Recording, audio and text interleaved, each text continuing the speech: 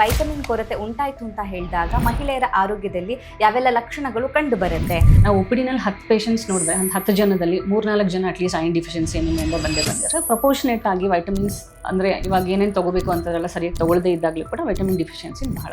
ಅವ್ರಿಗೆ ಸೂರ್ಯನ ಬೆಳಕು ಕೂಡ ಬರಲ್ಲ, ಅಥವಾ ಸನ್ಲೈಟ್ ಅಂತ ಏನು ಹೇಳ್ತೀವಿ ಡಿಫಿಷಿಯನ್ಸಿ, ಅಥವಾ ಸನ್ಸ್ಕ್ರೀನ್ ಜಾಸ್ತಿ ಉಪಯೋಗಿಸ್ತಿರೋದ್ರಿಂದ ಇವಾಗ ವೈಟಮಿನ್ ಡಿಫಿಷಿಯನ್ಸಿನೂ ಬರ್ತಾ ಇರುತ್ತೆ. ಪೀರಿಯಡ್ಸ್ ಪ್ರಾಬ್ಲಮ್ಗೂ ವೈಟಮಿನ್ ಡಿಫಿಷಿಯನ್ಸಿಗೂ ಸಂಬಂಧ ಇದೆಯಾ? ಮನೆಯಲ್ಲಿ ಏನು ಹೇಳ್ತಾರೆ, ಮಕ್ಕಳಿಗೆ ಇವಾಗ ನನ್ನ ಬ್ಲೀಡಿಂಗ್ ಜಾಸ್ತಿ ಆಗ್ತಾ ಇದೆ ಇವಾಗ ರೆಗ್ಯುಲರ್ ಆಗಿ, ಮಕ್ಕಳಾಗಲಿ ಯಾರೇ ಆಗಿರ್ಬೋದು. ಅದು ಯೂಶಲಿ ಮಿತ್ ಏನಂತ ಹೇಳಿದ್ರೆ, ಬ್ಲೀಡಿಂಗ್ ಜಾಸ್ತಿ ಆದರೆ ನಮ್ಮಲ್ಲಿರೋ ಕೆಟ್ಟ ರಕ್ತ ಹೊರಗಡೆ ಹೋದರೆ ಅದು ಹೆಲ್ದಿ ಅಂತ ಅನ್ನೋದೊಂದು ತಲೆಯಲ್ಲಿ ಬಂದಿರುತ್ತೆ. ಮಲ್ಟಿವೈಟಮಿನ್ ಟ್ಯಾಬ್ಲೆಟ್ನಲ್ಲಿ ಕಂಪ್ಲೀಟ್ ಆಗಿ ಎಲ್ಲ ವೈಟಮಿನ್ಸ್ ಸಿಕ್ಕಲ್ಲ. ವೈಟಮಿನ್ ಕೊರತೆ ಇತ್ತು ಅಂತ ಹೇಳಿದಾಗ ಮುಂದೆ ಅದರ ಸೈಡ್ ಎಫೆಕ್ಟ್ಸ್ ಹೇಗಿರುತ್ತೆ? ಬಾಯಲ್ಲಿ ಹುಣ್ಣುಗಳು ಜಾಸ್ತಿ ಬರ್ತಾ ಇರುತ್ತೆ, ನಾಲ್ಗೆ ಉರಿತಾ ಇರೋದು, ಪಾದಗಳೆಲ್ಲ ಉರಿ ಬರ್ತಾ ಇರುತ್ತೆ. ಅದೆಲ್ಲ ಇರುವಾಗ ಸರಿಯಾಗಿ ಏನೋ ನಾನು ಉಷ್ಣ ಏನೋ ಜಾಸ್ತಿ ಏನೋ ನೆನ್ನೆ ಚಿಕನ್ ತಿಂದೆ ಅಥವಾ ಏನೋ ಅದರಿಂದ ತಿಂದ್ರೆ ಇದೆಲ್ಲ ಆಗಿರಬಹುದು ಅಂತ ಹೇಳಿ ಅವ್ರೇನೋ ಅದನ್ನ ಸರಿ ಮಾಡ್ಕೊತಿರ್ತಾರೆ ಹೊರತು ವೈಟಮಿನ್ ಬಿ ಕಾಂಪ್ಲೆಕ್ಸ್ ತಗೊಳ್ಳೋ ಇದನ್ನೆಲ್ಲ ಹೋಗಿರೋದು. ನಾವು ಸೋಷಿಯಲ್ ಮೀಡಿಯಾದಲ್ಲಿ ತೆಗೆದು ನೋಡಿದ್ರೆ ಹೆಚ್ಚಾಗಿ ಬರುವಂಥದ್ದೇ ವೈಟಮಿನ್ B12 ಕೊರತೆ ಇರುತ್ತೆ, ಸ್ಪೆಷಲಿ ಮಹಿಳೆಯರಲ್ಲಿ ಇರುತ್ತೆ ಅನ್ನುವಂಥ ವಿಚಾರಗಳನ್ನ ಯಾಕೆ ಅದಕ್ಕೆ ಅಷ್ಟೊಂದು ಇಂಪಾರ್ಟೆನ್ಸ್ ಕೊಡ್ತಾರೆ, ಯಾಕೆ ಫೋಕಸ್ ಮಾಡ್ತಾರೆ? ಸರಿಯಾಗಿ ಡೈಜೆಷನ್ ಆಗ್ತಿಲ್ಲ, ಮೋಷನ್ಸ್ ಜಾಸ್ತಿ ಆಗ್ತಾ ಇರುತ್ತೆ, ಅಥವಾ ತಿಂದಿದ ತಕ್ಷಣ ಮೋಷನ್ ಹೋಗೋ ಅಂಥದ್ದೆಲ್ಲ ಇದೆಲ್ಲ ಇರುವಾಗ ಎಲ್ಲ ವೈಟಮಿನ್ಸ್ಗಳು ಜೊತೆಯಾಗಿ ಕೆಲಸ ಮಾಡೋದ್ರಿಂದ ಒಂದಕ್ಕಿಂತ ಹೆಚ್ಚಿಗೆ ವೈಟಮಿನ್ ಡಿಫಿಷಿಯನ್ಸಿ ಇರೋಂಥ ಚಾನ್ಸಸ್ ಜಾಸ್ತಿ ಇರುತ್ತೆ. ದಪ್ಪ ಆಗಿರೋರಿಗೂ ಕೂಡ ಅಥವಾ ಸಣ್ಣಾಗಿರೋರು ಕೂಡ ಇಬ್ಬರನ್ನಲ್ಲೂ ವೈಟಮಿನ್ ಡಿಫಿಷಿಯನ್ಸಿ ನೋಡ್ತೀವಿ.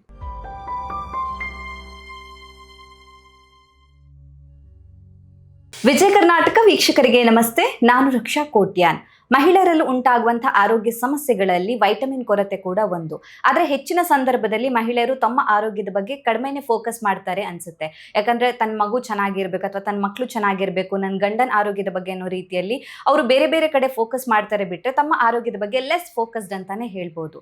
ಒಂದು ವೇಳೆ ಈ ವೈಟಮಿನ್ ಕೊರತೆ ಉಂಟಾಯಿತು ಅಂತ ಹೇಳಿದಾಗ ಮಹಿಳೆಯರ ಆರೋಗ್ಯದಲ್ಲಿ ಯಾವೆಲ್ಲ ಲಕ್ಷಣಗಳು ಕಂಡು ಬರುತ್ತೆ, ಹಾಗೇನೆ ಇದನ್ನು ಯಾವ ರೀತಿಯಾಗಿ ಸರಿಪಡಿಸ್ಕೊಳ್ಬಹುದು, ವೈಟಮಿನ್ ಕೊರತೆ ಇತ್ತು ಅಂತ ಹೇಳಿದಾಗ ಮುಂದೆ ಅದರ ಸೈಡ್ ಎಫೆಕ್ಟ್ಸ್ ಹೇಗಿರುತ್ತೆ, ಈ ಎಲ್ಲ ವಿಚಾರದ ಬಗ್ಗೆ ಹೆಚ್ಚಿನ ಮಾಹಿತಿನ ತಿಳಿಸ್ಕೊಡೋದಕ್ಕೆ ಇವತ್ತು ನಮ್ಮ ಜೊತೆ ಇದ್ದಾರೆ doctor Pavana Prakash, senior consultant obstetrician and gynaecologist, Cloud9 hospitals, ABM, Jayanagar, Bangalore. Doctor, ಕಾರ್ಯಕ್ರಮಕ್ಕೆ ಸ್ವಾಗತ.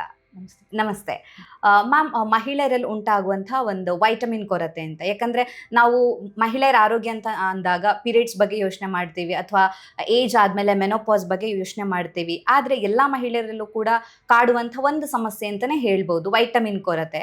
ಸೊ ವಿಟಮಿನ್ ನಮ್ಮ ಆರೋಗ್ಯಕ್ಕೆ ಎಷ್ಟು ಮುಖ್ಯ ಆಗುತ್ತೆ, ಸ್ಪೆಷಲಿ ಮಹಿಳೆಯರ ಆರೋಗ್ಯಕ್ಕೆ ಅದು ಯಾಕೆ ಅಷ್ಟು ಇಂಪಾರ್ಟೆಂಟ್ ಆಗಿರುತ್ತೆ ಅಂತ? ವೈಟಮಿನ್ಸ್ ಆ್ಯಕ್ಚುಲಿ ನಮ್ಮ ದೇಹಕ್ಕೆ ಇಮ್ಯುನಿಟಿಗೋಸ್ಕರ ಮತ್ತು ಸೆಲ್ ಗ್ರೋತ್ಗೋಸ್ಕರ, ಮೆಟಬಾಲಿಸಮ್, ಹಾರ್ಮೋನಲ್ ಬ್ಯಾಲೆನ್ಸ್ ಮಾಡಲಿಕ್ಕೆ ಮತ್ತು ಎನರ್ಜಿ ಕೊಡಲಿಕ್ಕೆ ವೈಟಮಿನ್ಸ್ ತುಂಬ ಅವಶ್ಯಕತೆ ಆಗಿರುತ್ತೆ. ಅದಕ್ಕೋಸ್ಕರ ಮಹಿಳೆಯರಿಗೆ ಅಥವಾ ಯಾರಿಗೇ ಆದರೂ ವೈಟಮಿನ್ಸ್ ತುಂಬ ಮುಖ್ಯವಾಗಿರುತ್ತೆ.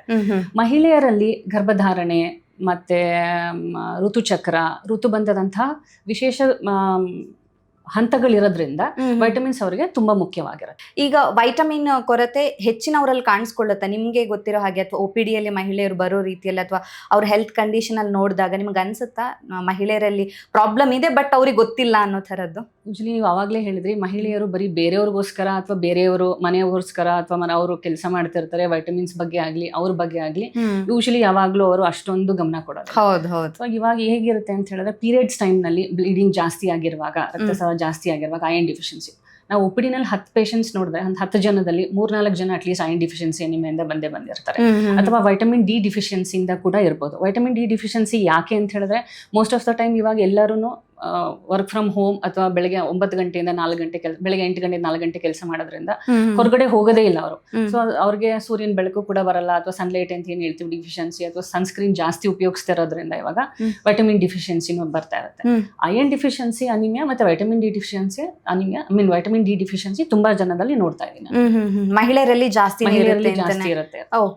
ಇವಾಗ ಮಹಿಳೆಯರಲ್ಲಿ ಮತ್ತೆ ತೂಕ ಕಡಿಮೆ ಮಾಡ್ಕೊಳ್ಳೋದು ವಿಷಯ ಎಲ್ಲಗಳಿಗೆಲ್ಲ ಬಂದಿರುವಾಗ, ವೆಯ್ಟ್ ಲಾಸ್ ಮಾಡಬೇಕು ಅಂತ ಇರುವಾಗ ಪ್ರಪೋರ್ಷನೇಟ್ ಆಗಿ ವೈಟಮಿನ್ಸ್ ಅಂದ್ರೆ ಇವಾಗ ಏನೇನು ತಗೋಬೇಕು ಅಂತದೆಲ್ಲ ಸರಿಯಾಗಿ ತಗೊಳ್ಳದೇ ಇದ್ದಾಗಲೂ ಕೂಡ ವೈಟಮಿನ್ ಡಿಫಿಷಿಯನ್ಸಿ ಬಹಳ ನೋಡಿ. ಈಗ ಕಾಮನ್ ಆಗಿ ಹೇಳ್ತಾರೆ, ನನಗೆ ಎನರ್ಜಿ ಇಲ್ಲ, ಸುಸ್ತಾಗ್ತಾ ಇದೆ, ಬಟ್ ಸ್ಟಿಲ್ ಕೆಲಸ ಮಾಡ್ತಾನೆ ಇರ್ತಾರೆ. ಆದ್ರೆ ಆ ಸಮಸ್ಯೆ ಅವರಲ್ಲಿ ಇದ್ದೇ ಇರುತ್ತೆ. ಸೊ ಯಾವಾಗ್ಲೂ ಎನರ್ಜಿ ಇಲ್ಲದೆ ಇರೋದು, ಲೆಸ್ ಫೋಕಸ್ಡ್ ಆಗಿರೋದು, ಇದೆಲ್ಲ ಕೂಡ ವೈಟಮಿನ್ ಕೊರತೆಯ ಲಕ್ಷಣ ಆಗಿರುವಂತ ಸಾಧ್ಯತೆ ಇರುತ್ತೆ. ಹೌದು, ಖಂಡಿತ ಅದರಿಂದ ಆಗಿರುತ್ತೆ. ಯಾಕಂದ್ರೆ ಐರನ್ ಡಿಫಿಷಿಯನ್ಸಿ ಕಡಿಮೆ ಇದ್ದಾಗ ಆಕ್ಸಿಜನ್ ಬ್ಲಡ್ ಸಪ್ಲೈನಲ್ಲಿ ಅಂದರೆ ಬ್ಲಡ್ನಲ್ಲಿ ಆಕ್ಸಿಜನ್ ಲೆವೆಲ್ಸ್ ಕಡಿಮೆ ಇರುವಾಗ ಅವರಿಗೆ ಅದು ತುಂಬ ಸುಸ್ತಾಗ್ತಾ ಇರುತ್ತೆ, ಅವಾಗ ಸುಸ್ತಾಗ್ತಾ ಇರೋದು. ಈ ಬ್ಲಡ್ ಐರನ್ ಡಿಫಿಷಿಯನ್ಸಿ ಅನಿಮಿಯಾದಲ್ಲ ಮೇನ್ ಏನಾಗುತ್ತೆ, ಹಿಮೋಗ್ಲೋಬಿನ್ ಕಡಿಮೆ ಇರುತ್ತೆ, ಮತ್ತೆ ನಮಗೆ ಆ ಬ್ಲಡ್ ಸಪ್ಲೈನಲ್ಲಿ ಆಕ್ಸಿಜನ್ ಕಡಿಮೆ ಇರುವಾಗ ತುಂಬ ಸುಸ್ತು ಅಂತ ಹೇಳ್ತಾನೆ ಇರ್ತಾರೆ. ಅದೊಂದು ಕಾರಣ ಇರುತ್ತೆ. ಸುಸ್ತು ಮತ್ತೆ ತುಂಬಾ ಯಾವಾಗಲೂ ಆಯಾಸ ಆಗೋದು, ಸುಸ್ತು ಒಂದಿರುತ್ತೆ, ಮತ್ತೆ ಎನರ್ಜಿ ಇಲ್ಲ ನನಗೆ, ಎಷ್ಟು ತಿಂದ್ರು ಏನಿರಲ್ಲ, ನಾನು ನಿದ್ರೆ ಮಾಡ್ತೀನಿ ಆದ್ರೂ ಎನರ್ಜಿ ಇಲ್ಲ ನನಗೆ ಅನ್ನೋದು ಒಂದು ಏನಕ್ಕೆ ಅಂತ ಹೇಳಿದ್ರೆ ವೈಟಮಿನ್ B12 ಡಿಫಿಷಿಯನ್ಸಿಯಿಂದ ಆಗುತ್ತೆ. ಅದು ಆಕ್ಚುಲಿ ನಮ್ಮಲ್ಲಿ ರಕ್ತ ಬ್ಲಡ್ ಸಪ್ಲೈನಲ್ಲಿ RBCs ಬೆಳವಣಿಗೆಗೋಸ್ಕರ ಇರುತ್ತೆ, ಮತ್ತೆ ಅದು ನಮ್ಮ ನರ್ವ್ ಡೆವಲಪ್ಮೆಂಟ್ ಕೂಡ ವೈಟಮಿನ್ ತುಂಬಾ ಮುಖ್ಯ ಆಗಿರುತ್ತೆ. B12 ವೈಟಮಿನ್ ಬರಬೇಕು. ಸೊ ಅದು ಎರಡೂ ಇರುವಾಗ, ಮತ್ತೆ ಈ ಅಯನ್ ಡಿಫಿಷಿಯನ್ಸಿನಲ್ಲಿ ವೈಟಮಿನ್ ಡಿ, ಬಯೋಟಿನ್ ಡಿಫಿಷಿಯನ್ಸಿ ಮತ್ತೆ ಫೋಲಿಕ್ ಆಸಿಡ್ ಡಿಫಿಷಿಯನ್ಸಿ ಇರುವಾಗ ಹೇರ್ ಫಾಲ್ ತುಂಬಾ ನೋಡ್ತಾ ಇರ್ತೀವಿ ಯಾವಾಗ್ಲೂ. ಓಕೆ. ಸೊ ಇದೆಲ್ಲ ಸಿಂಪ್ಟಮ್ಸ್ ಕಾಣಿಸ್ಕೊಳ್ಳುತ್ತೆ ಅಂತ ಹೇಳ್ಬೋದು.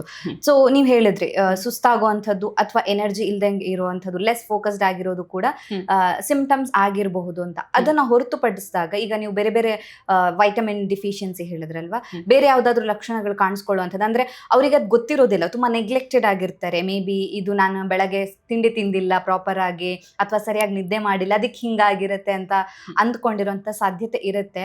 ಸೊ ಆಕ್ಚುಲ್ ಆಗಿ ಇರುವಂತಹ ಪ್ರಾಬ್ಲಮ್ ವೈಟಮಿನ್ ಡಿಫಿಷಿಯನ್ಸಿನೇ ಆಗಿರುವಂತ ಸಾಧ್ಯತೆ ಕೂಡ ಇರಬಹುದು. ಸೊ ಆ ತರ ನಾವು ನೆಗ್ಲೆಕ್ಟ್ ಮಾಡುವಂತ ಸಿಂಪ್ಟಮ್ಸ್ ಯಾವುದಿಲ್ಲ ಅಂತ.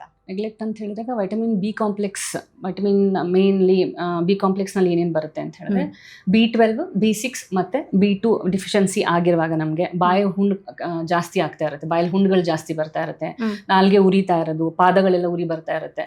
ಅದೆಲ್ಲ ಇರುವಾಗ ಸರಿಯಾಗಿ ಏನೋ ನಾನು ಉಷ್ಣ ಏನೋ ಜಾಸ್ತಿ ಏನೋ ನೆನ್ನೆ ಚಿಕನ್ ತಿಂದೆ ಅಥವಾ ಏನೋ ಅದರಿಂದ ತಿಂದ್ರೆ ಇದೆಲ್ಲ ಆಗಿರಬಹುದು ಅಂತ ಹೇಳಿ ಅವ್ರೇನೋ ಅದನ್ನ ಸರಿ ಮಾಡ್ಕೊತಿರ್ತಾರೆ ಹೊರತು ವೈಟಮಿನ್ ಬಿ ಕಾಂಪ್ಲೆಕ್ಸ್ ತಗೊಳ್ಳೋ ಇದನ್ನಲ್ಲಿ ಹೋಗಿರಲ್ಲ. B12 ಡಿಫಿಷಿಯನ್ಸಿ ಮತ್ತು ಅಯನ್ ಡಿಫಿಷಿಯನ್ಸಿಯಿಂದ ಈ ಮೌತ್ ಕಾರ್ನರ್ಗಳಲ್ಲಿ ಒಂಥರ ಹೊಡ್ಕೊಂಡು ಇದಾಗುವಂತಹದ್ದು, ಅದೆಲ್ಲ ಡಿಫಿಷಿಯನ್ಸಿಗಳು ಹೊರತುಪಡಿಸಿ, ಅಂದ್ರೆ ನಾನು ಏನ್ ಹೇಳಿದೆ ಇವಾಗ, ಸುಸ್ತಾಗ್ತಾ ಇರೋದು, ಎನರ್ಜಿ ಕಡಿಮೆ ಆಗ್ತಿದೆ ಅಂತ ಹೇಳೋದು, ಮತ್ತೆ ಅದೆಲ್ಲ ಬಿಟ್ಟು ಇದು ಬೇರೆ ಸಿಂಪ್ಟಮ್ಸ್ಗಳು ಕೂಡ ಇರುತ್ತೆ. ಮೂಡ್ ಸ್ವಿಂಗ್ಸ್ ಆಗ್ತಾ ಇರುತ್ತೆ, ತುಂಬಾ ಇದೆಲ್ಲ ಬೇರೆ ಬೇರೆ ಲಕ್ಷಣಗಳು ಕೂಡ ಇರುತ್ತೆ. ಅದನ್ನ ಓಕೆ, ಸ್ಪೆಷಲಿ ಮಹಿಳೆಯರಿಗೆ ಯಾವೆಲ್ಲ ವೈಟಮಿನ್ಸ್ ಬೇಕೇ ಬೇಕು, ಅದು ಪ್ರಾಪರ್ ಆಗಿ ಇರಲೇಬೇಕು ಅಂತ ಹೇಳ್ತೀರಾ? Vitamin D main, vitamin D, vitamin B12, iron ಮತ್ತೆ ಫೋಲಿಕ್ ಆಸಿಡ್ ತುಂಬಾ ಅವಶ್ಯಕತೆ ಇರುತ್ತೆ. ಇದು ಕಡಿಮೆ ಇರೋದ್ರಿಂದ ಇದೆಲ್ಲ ಡಿಫಿಷಿಯನ್ಸಿ, ವೈಟಮಿನ್ ಡಿಫಿಷಿಯನ್ಸಿ ಕೂಡ ಇರುತ್ತೆ. ಓಕೆ, ನನಗೆ ವರ್ಕ್ ಸ್ಟ್ರೆಸ್ ಇಂದ ಈ ತರ ಆಗ್ತಾ ಇದೆ, ಅಥವಾ ಫ್ಯಾಮಿಲಿಲಿ ಏನೋ ಪ್ರಾಬ್ಲಮ್ ಇದೆ, ಅದಕ್ಕೆ ನನಗೆ ಥಿಂಕ್ ಮಾಡಕ್ ಆಗ್ತಿಲ್ಲ, ಆ ಥರ ನೆಗ್ಲೆಕ್ಟ್ ಆಗುವಂಥ ಚಾನ್ಸಸ್ಗಳು ಕೂಡ ಇರುತ್ತೆ ಅಂತ ಮ್ಯಾಮ್? ಹೌದು, ಖಂಡಿತ ಇರುತ್ತೆ. ಸೊ ಯೂಶಲಿ ಏನು ಮಾಡ್ತೀವಿ ಇವಾಗ, ನನಗಿವತ್ತು ನಾವು ರೆಗ್ಯುಲರ್ ಆಗಿ ಸ್ವಲ್ಪ ಇವಾಗ ನಾನು 8 ಗಂಟೆ ಕೆಲಸ ಮಾಡೋದು, 4 ಗಂಟೆ ಕೆಲಸ ಮಾಡೋಳು, ಮೋರ್ ದೆನ್ 12 hours ಏನೋ, ನಂಗೆ 2 ಡೆಲಿವರಿ ಇತ್ತು, ತುಂಬ ಕೆಲಸ ಇತ್ತು. ಕೆಲಸ ಆಗಿದ್ಮೇಲೆ ಕೂಡ ರೆಸ್ಟ್ ಮಾಡಿ ಸ್ವಲ್ಪ ನಾನು ಆರಾಮಾಗಿ ನಿದ್ದೆ ಕೂಡ ಮಾಡಿ ರೆಸ್ಟ್ ತಗೊಂಡ ಮೇಲೆ ಆದ್ಮೇಲೂ ನನಗೆ ಇದೆಲ್ಲ ಅಂದ್ರೆ ಸುಸ್ತಾಗೋದು ಅದೆಲ್ಲ ಇದೆ ಅಂತ ಹೇಳಿದ್ರೆ ಖಂಡಿತ ವೈಟಮಿನ್ ಡಿಫಿಷಿಯನ್ಸಿ ಖಂಡಿತ ಇರುತ್ತೆ. ಸೊ ಯಾವಾಗ ನಾವು ಅದನ್ನ ಯೋಚನೆ ಮಾಡ್ಬೇಕಂತ ಹೇಳಿದ್ರೆ, ಒಂದು 8 ಗಂಟೆಗಳ ಕಾಲ ಚೆನ್ನಾಗಿ ನಿದ್ರೆ ಮಾಡಿ ರೆಸ್ಟ್ ತಗೊಂಡು ಚೆನ್ನಾಗಿ ಆಹಾರ ಬ್ಯಾಲೆನ್ಸ್ ಡಯಟ್ ತಗೊಂಡು ಕೂಡ ನನಗೆ ಈ ಥರ ಏನೋ ಪ್ರಾಬ್ಲಮ್ಗಳು ಬರ್ತಾ ಇದೆ ಅಂತ ಹೇಳಿದ್ರೆ ಖಂಡಿತ ಡಾಕ್ಟರ್ ಹತ್ರ ಹೋಗಿ ವೈಟಮಿನ್ ಚೆಕ್ ಮಾಡಿಸ್ಕೊಳ್ಳೋದು ತುಂಬ ಒಳ್ಳೆಯದು. ಓಕೆ, ಪೀರಿಯಡ್ಸ್ ಪ್ರಾಬ್ಲಮ್ಗೂ ವೈಟಮಿನ್ ಡಿಫಿಷಿಯನ್ಸಿಗೂ ಸಂಬಂಧ ಇದೆಯಾ ಮ್ಯಾಮ್? ಖಂಡಿತ ಇದೆ. ಪೀರಿಯಡ್ಸ್ನಲ್ಲಿ ಇವಾಗ ಜನರ ಪ್ರಕಾರ ಅಂದ್ರೆ ಮನೆಯಲ್ಲಿ ಏನ್ ಹೇಳ್ತಾರೆ, ಮಕ್ಳುಗಳು ಇವಾಗ ನನ್ ಬ್ಲೀಡಿಂಗ್ ಜಾಸ್ತಿ ಆಗ್ತಾ ಇದೆ ಇವಾಗ ರೆಗ್ಯುಲರ್ ಆಗಿ, ಮಕ್ಳಾಗ್ಲಿ ಯಾರೇ ಆಗಿರ್ಬೋದು, ಅದು ಯೂಶಲಿ ಮಿತ್ ಏನಂತ ಹೇಳಿದ್ರೆ, ಬ್ಲೀಡಿಂಗ್ ಜಾಸ್ತಿ ಆದ್ರೆ ನಮ್ಮಲ್ಲಿರೋ ಕೆಟ್ಟ ರಕ್ತ ಹೊರಗಡೆ ಹೋದ್ರೆ ಅದು ಹೆಲ್ದಿ ಅಂತ ಅನ್ನೋದು ಒಂದು ತಲೆಯಲ್ಲಿ ಬಂದಿರುತ್ತೆ. ಸೊ ಯೂಶಲಿ ಬೇಸಿಕಲಿ ಏನಾಗುತ್ತೆ ಅಂದ್ರೆ ಪೀರಿಯಡ್ಸ್ ಟೈಮಲ್ಲಿ ನಾವು ಒಂದು 80 ml ಇಂದ ಒಂದು 100 ml ಬ್ಲಡ್ ಲಾಸ್ ಅಷ್ಟೇ ಆಗಿದ್ರೆ ಆಗ್ಬೇಕು ಅಂತ ಇರುತ್ತೆ, ಅದು ನಾರ್ಮಲ್ ಆಗಿ ಆಗ್ಬೇಕು. ಸೊ ಅದಕ್ಕಿಂತ ಜಾಸ್ತಿ ಆಗ್ತಿದೆ ಅಂತ ಹೇಳಿದ್ರೆ ಅಯನ್ ಡೆಫಿಷಿಯನ್ಸಿ ಅನಿಮಿಯಾ ಬರುತ್ತೆ. ನಮ್ಮ ಬ್ಲಡ್ ಅಲ್ಲಿ ಇರೋ ಅಂದ್ರೆ ರಕ್ತ ಜಾಸ್ತಿ ಹೋದಷ್ಟು ಅಯನ್ ಡಿಫಿಷಿಯನ್ಸಿ ಅನಿಮಿಯಾ ಅಂದ್ರೆ ಕಬ್ಬಿಣಾಂಶ ಕಡಿಮೆ ಆದಾಗ ಕೂಡ ಸೊ ಅಯನ್ ಡಿಫಿಷಿಯನ್ಸಿ ಅನಿಮಿಯಾಗ ಚಾನ್ಸಸ್ ಇರುತ್ತದೆ. ಓಕೆ, ಈ ಲಕ್ಷಣಗಳ ಕಂಡು ಬಂದಾಗ ನೀವು ಮನೆಯಲ್ಲಿ ಸುಮ್ನೆ ಇರಬೇಡಿ, ಆಸ್ಪತ್ರೆಗೆ ಹೋಗಿ ಅಂದಾಗ ಯಾವೆಲ್ಲ ಲಕ್ಷಣಗಳು, ಅಂದ್ರೆ ನೀವು ಅದನ್ನ ರೆಡ್ ಫ್ಲಾಗ್ ಸೈನ್ಸ್ ಅಂತಾನು ಕೂಡ ಕರಿಬಹುದು. ಸೊ ಈ ತರ ಸಿಂಪ್ಟಮ್ಸ್ ಬಂದಾಗ ಸುಮ್ನೆ ಕೂರ್ಬೇಡಿ ಅಂತ ಹೇಳಿದ್ರೆ ಯಾವ್ದೆಲ್ಲ? ಅವ್ರದ್ದು ಸಡನ್ ಆಗಿ ಪೇಲ್ ಆಗ್ತಾ ಇರೋದು, ಅಂದ್ರೆ ಒಂಥರ ಬೀಳ್ಚ್ಕೊಂಡ ತರ ಕಾಣಿಸ್ತಾ ಇರೋದು, ತುಂಬಾ ಸುಸ್ತಾಗ್ತಾ ಇರೋದು, ಒಂದ್ 4 ಮೆಟ್ಲು ಹತ್ತಿದ ತಕ್ಷಣ ಒಂದ್ ಸ್ವಲ್ಪ ಸುಸ್ತಾಗ್ತಿದೆ ಅಂತ ಅನ್ಸಿದ್ರೆ ಅವರಿಗೆ, ಅದೇ ನಾನು ಆಗ್ಲೇ ಮುಂಚೆ ಹೇಳಿದಂಗೆ ರೆಸ್ಟ್ ತಗೊಂಡ್ರು ಆಮೇಲೆ ಮತ್ತೆ ಸುಸ್ತಾಗ್ತಿದೆ ಅಂತ ಹೇಳಿದ್ರೆ ಏನಾದ್ರೂ ಒಂದು ಡಿಫಿಷಿಯನ್ಸಿ ಇರುತ್ತೆ. ಸೊ ಖಂಡಿತ ಬಂದು ತೋರಿಸ್ಕೊಂಡ್ರೆ ಒಳ್ಳೇದು. ಓಕೆ, ಅಂದಾಜು ಯಾವ ವಯಸ್ಸಿನ ಮಹಿಳೆಯರಲ್ಲಿ ಈ ಸಮಸ್ಯೆಗಳು ಹೆಚ್ಚಾಗಿ ಬರುತ್ತಮ್ಮ? ರಿಪ್ರೊಡಕ್ಟಿವ್ ಏಜ್ ಗ್ರೂಪ್ ಅಂತ ಹೇಳ್ತೀವಿ. ಇನಿಷಿಯಲಿ ಮಕ್ಕಳು ಟೀನೇಜರ್ಸ್ ಮಕ್ಕಳುಗಳಿಗೆ ಇನಿಷಿಯಲಿ ಅವ್ರು ಅನ್ಕೊಂತಾರೆ ಸ್ಟಾರ್ಟ್ ಆಗಿರುವಾಗ ಸ್ವಲ್ಪ ಬ್ಲೀಡಿಂಗ್ ಜಾಸ್ತಿ ಇರೋದು, ರೆಗ್ಯುಲರ್ ಸೈಕಲ್ ಆಗಿರುವಾಗ, ಅಂದ್ರೆ 20-25 ವರ್ಷದವರಿಗೆ ಅಷ್ಟಕ್ಕೆ ಶುರು ಆಗ್ಬಿಡುತ್ತೆ. ಇನಿಷಿಯಲಿ 20 ವರ್ಷಕ್ಕಿಂತ ಮುಂಚೆನೂ ಇರುತ್ತೆ ಮಕ್ಕಳಿಗೆ. ಪ್ಯೂಬರ್ಟಿ ಮೆನೋರೇಜಿಯಾ ಅಂತ ಕರಿತೀವಿ. ಮೆನೋರೇಜಿಯಾ ಅಂತಂದ್ರೆ ಬ್ಲೀಡಿಂಗ್ ಜಾಸ್ತಿ ಆಗುವಂಥದ್ದು. ಈ ಮೆನೋರೇಜಿಯಾ ಯಾವ ವಯಸ್ಸಿನಲ್ಲಾದ್ರೂ ನೋಡ್ಬೋದು ನಾವು. 10 ವಯಸ್ಸಿಂದ ಇವಾಗ ಪೀರಿಯಡ್ ಶುರುವಾಗದೆ ಮಕ್ಕಳಿಗೆಲ್ಲ ಸ್ವಲ್ಪ ಬೇಗ ಪೀರಿಯಡ್ ಶುರು ಆಗ್ತಾ ಇರೋದ್ರಿಂದ 10ನೇ ವಯಸ್ಸಿನಿಂದ 19ನೇ ವಯಸ್ಸವರೆಗೂ ಅದನ್ನು ಪ್ಯೂಬರ್ಟಿ ಮೆನೋರೇಜಿಯಾ ಅಂತ ಕರಿತೀವಿ. 20-35 ವರ್ಷದ ರಿಪ್ರೊಡಕ್ಟಿವ್ ಏಜ್ ಗ್ರೂಪ್ ಅಂತ ಕರಿತೀವಿ, ಅವರಲ್ಲಿ ಕೂಡ ಇರುತ್ತೆ. ಆಮೇಲೆ ಪೆರಿಮೆನೋಪಾಸಲ್ ಅಂದ್ರೆ ಯೂಶಲಿ ಏನ್ ಮಿತ್ ಅಂತ ಹೇಳಿದ್ರೆ, ಪೀರಿಯಡ್ಸ್ ಇವಾಗ ಹೇಗಿರೋ ನಾವು ಪೀರಿಯಡ್ಸ್ ನಿಂತೋಗ್ಬಿಡ್ತಾ ಇದೆ ಅಥವಾ ನಿಂತೋಗೋ ಕ್ಷಣಗಳು ಬಂದಿದೆ, ಅದಕ್ಕೋಸ್ಕರ ಇಷ್ಟೊಂದು ಬ್ಲೀಡಿಂಗ್ ಆಗ್ತಾ ಇದೆ ಅಂತ ಯಾವಾಗಲೂ ಹೇಳೋದಂತ ತುಂಬಾ ಜರುತ್ತೆ. ಸೊ ಅದನ್ನೆಲ್ಲ ಆ ಏಜ್ಗಳಲ್ಲಿ ಅದನ್ನ ಕರೆಕ್ಟಾಗಿ ಬಂದು ನೋಡ್ಕೊಂಡ್ರೆ ಅದೊಂದು ಡಿಫಿಷಿಯನ್ಸಿ ಕಡಿಮೆ ಆಗುತ್ತೆ. ಓಕೆ. ಈಗ ಒಂದು ಮಹಿಳೆಯಲ್ಲಿ ಮಲ್ಟಿಪಲ್ ವೈಟಮಿನ್ ಡಿಫಿಷಿಯನ್ಸಿ ಇರ್ಬೋದು, ಅಂದ್ರೆ ಒಂದೇ ವೈಟಮಿನ್ ಅಲ್ಲ, ಬೇರೆ ಬೇರೆ ವೈಟಮಿನ್ ಕೊರತೆ ಇರುವಂತ ಸಾಧ್ಯತೆ ಏನಾದ್ರೂ ಇರುತ್ತಾ? ಖಂಡಿತ ಸಾಧ್ಯತೆ ಇರುತ್ತೆ. ಯಾಕಂದ್ರೆ ನಮ್ದು ವೈಟಮಿನ್ಸ್ ಗಳೆಲ್ಲ ಒಂದಕ್ಕೊಂದು ಜೊತೆಗೂಡಿ ಕೆಲಸ ಮಾಡೋ ಅಂಥದ್ದು ವೈಟಮಿನ್ಸ್. ಇವಾಗ ನಮಗೆ ವೈಟಮಿನ್ ಡಿ ಡಿಫಿಷಿಯನ್ಸಿ ಇದೆ ಅಂತ ಹೇಳಿದ್ರೆ ಕ್ಯಾಲ್ಸಿಯಂ ಅಬ್ಸಾರ್ಪ್ಷನ್ ಚೆನ್ನಾಗಿ ಆಗ್ತಾ ಇರೋದಿಲ್ಲ.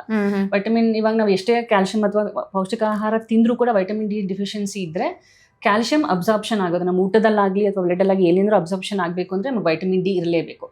ಸೊ ವೈಟಮಿನ್ ಡಿ ಡಿಫಿಷಿಯನ್ಸಿ ಇದ್ರೆ ಕ್ಯಾಲ್ಸಿಯಂ ಡಿಫಿಷಿಯನ್ಸಿ ಇದ್ದೇ ಇರುತ್ತೆ ಅಂತಾನು ಇರುತ್ತೆ. ಅದರ ಜೊತೆಗೆ ಯಾಕಂದ್ರೆ ಕನೆಕ್ಷನ್ ಇರುತ್ತೆ.